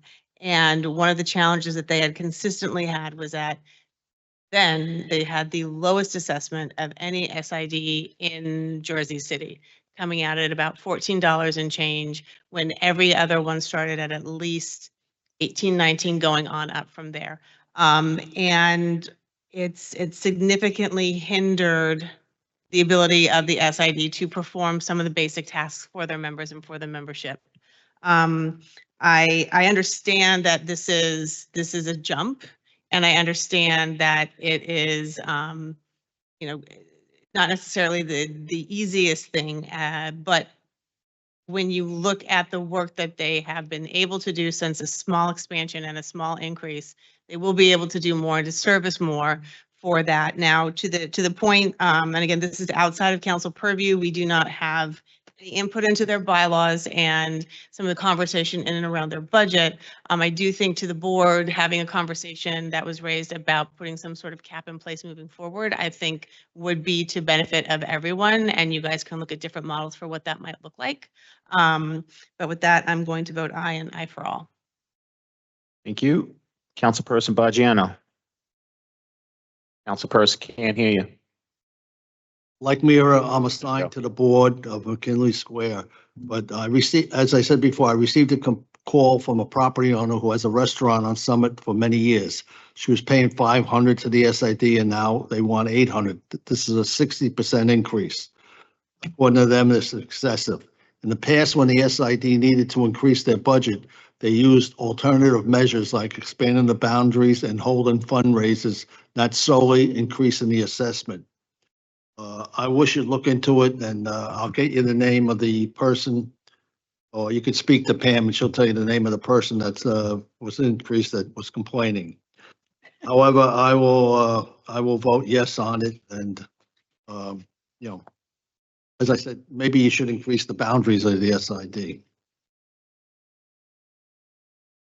Okay. Councilperson Soleil. Vote aye for all. And regarding the SID, I firmly believe that it is high increase in taxes. I think that the efficacy of it will show, and will, you'll see a substantive difference on the ground. The people are screaming from the rooftops regarding the cleanliness of this city, and we need to make that investment, not just the SID, but the city in the respective areas that the SID doesn't control. You know, we have to come up with ideas. We got to collaborate, and we need to make the investment. So McKinley Square SID, I know it is a hard pill to stomach, but we do desperately need it. And I think Central Avenue should look at the same thing, the same model, and look into that, because people are, you know, crying out for more cleanliness. And we also need to, you know, we need to teach people from when they're in kindergarten, you know, how to recycle, reuse, and like just respect their neighborhood. Because if you don't teach that on the front end, you end up paying for it on the back end when people become adults, start throwing out garbage from their car on the, you know, on the sidewalk. I see it all the time. It's disgusting. And we just need to remember that we got one earth and one neighborhood, and this is our neighborhood, and we need to be proud of it. And, you know, thank you for taking this step. I know it's not easy. I know it's not popular. So with that, I vote aye for all. Thank you. Councilperson Solomon voted aye for all earlier. Councilperson Gilmore. I'm going to vote aye for all. With regard to the SID, I do understand the challenge. However, at some point, the conversation is going to have to be had when you're talking about increases, trying to figure out if you can do it in increments, trying to figure out if you can cap it at a certain number. Because small businesses be struggling sometimes. So it's a huge pill to swallow from 5 to 800. Especially considering the way businesses as entrepreneurs are hit and miss. You'd be doing good 1, 2 months. The third month, you might not make nothing. You might be completely in the red. So I think the conversation is going to have to come where as though, you're phasing these things in, or we have a cap, we're not going to exceed X amount. And I will say my biggest concern with that corridor is the cleanliness as well. So I do understand there's definitely more foot traffic in that area. There's more people in that area. But I have the confidence that, you guys will come together and figure out a fair and equitable solution for everyone. So with that, I vote aye. Thank you. Councilperson DeGise. Councilperson Rivera voted aye on all earlier, and Council President Waterman. Can't hear you. I vote aye on all, but for the SIDs, I have been meeting with the SIDs, and I know they all having challenges financially, to be perfectly honest, to continue the service. That has been a problem, and it still is a problem. But if people really would clean up in front of their own property, a lot of things would be resolved. And so when people don't do that, then we have to find other means on which the streets must be clean.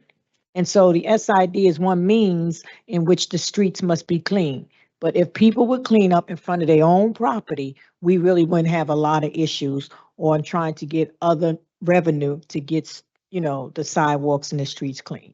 So that's part of the problem. People won't pick up behind themselves. All right. And if they learn to do that, then maybe we could use the funds for other things. But right now, it's just basically keeping it clean. So with that, I vote aye. Thank you. Items 10.16 through 10.26 are approved unanimously 9-0. On to resolutions 10.27 through 10.36. Again, that's 10.27 through 10.36. Councilperson Ridley. 10.27 to 10.36. Going to abstain on 1033 and aye for all the rest. You, Councilperson Prinzary. Councilperson Bargiano. Aye for all. Councilperson Saleh.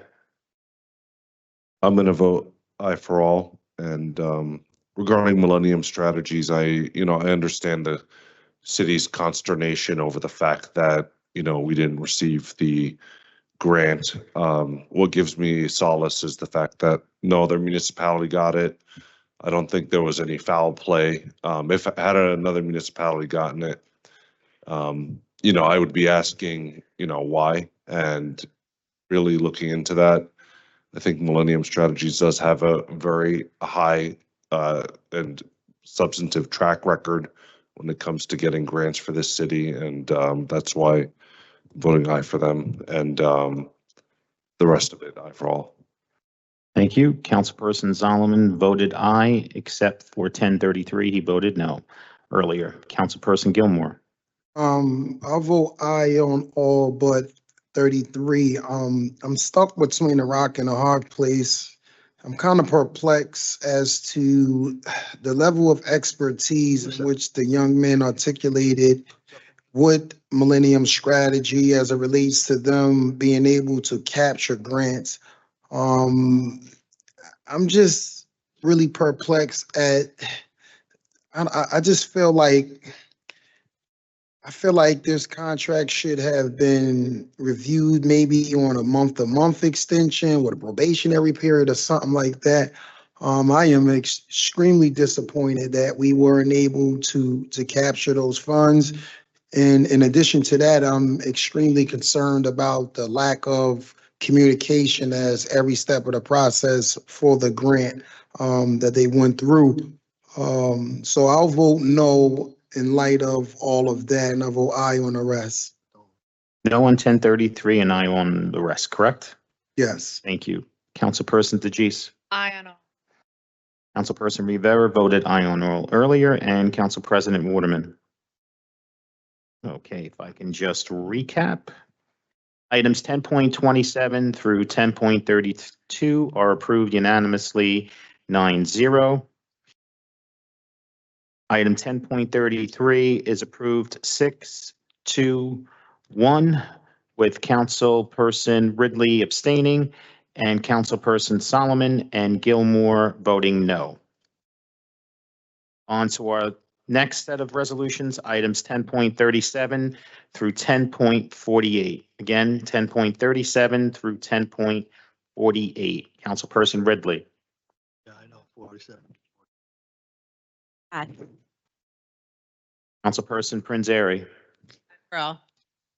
Councilperson Baggiano. No on 1047, no on 1048, aye on the rest. You, Councilperson Saleh. I'm gonna vote aye for all and heard on 1038 regarding AI and surveillance. Definitely the next time the Director of Public Safety is here, would love to ask him about Millennium Communications Group Inc. and seeing, what their policy is on artificial intelligence and the use of surveillance. I don't think there is any for the record, but I'm just gonna ask, so,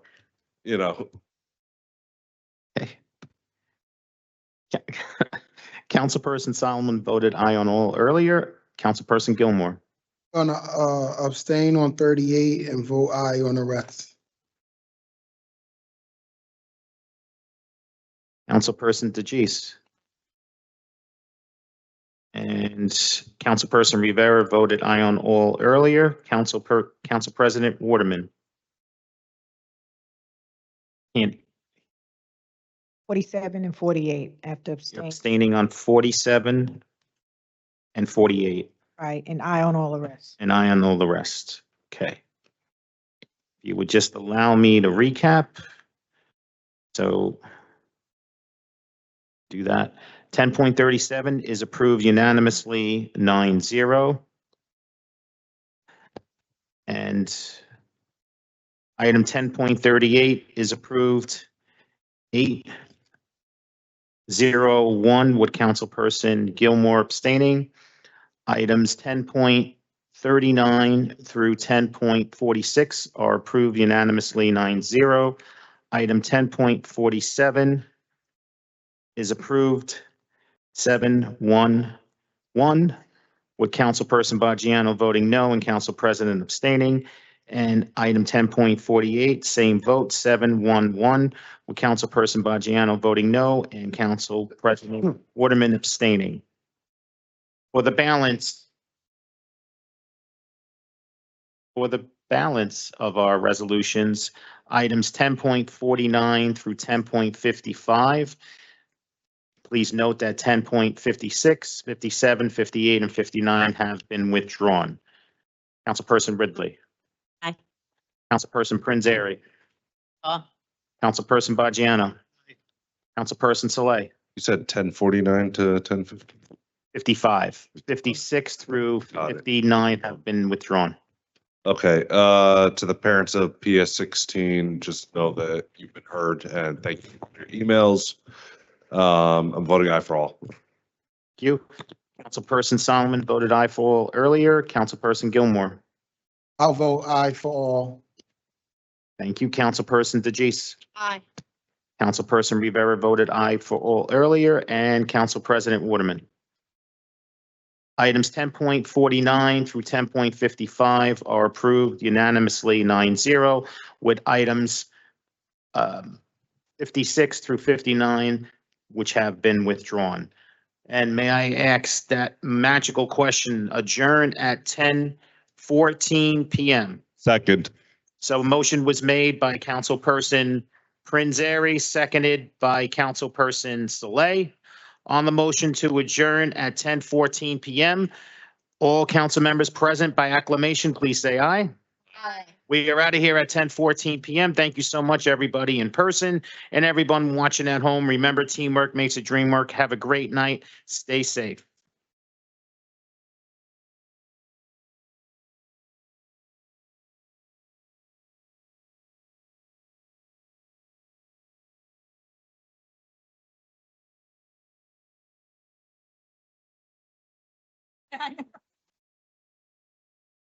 Good timing.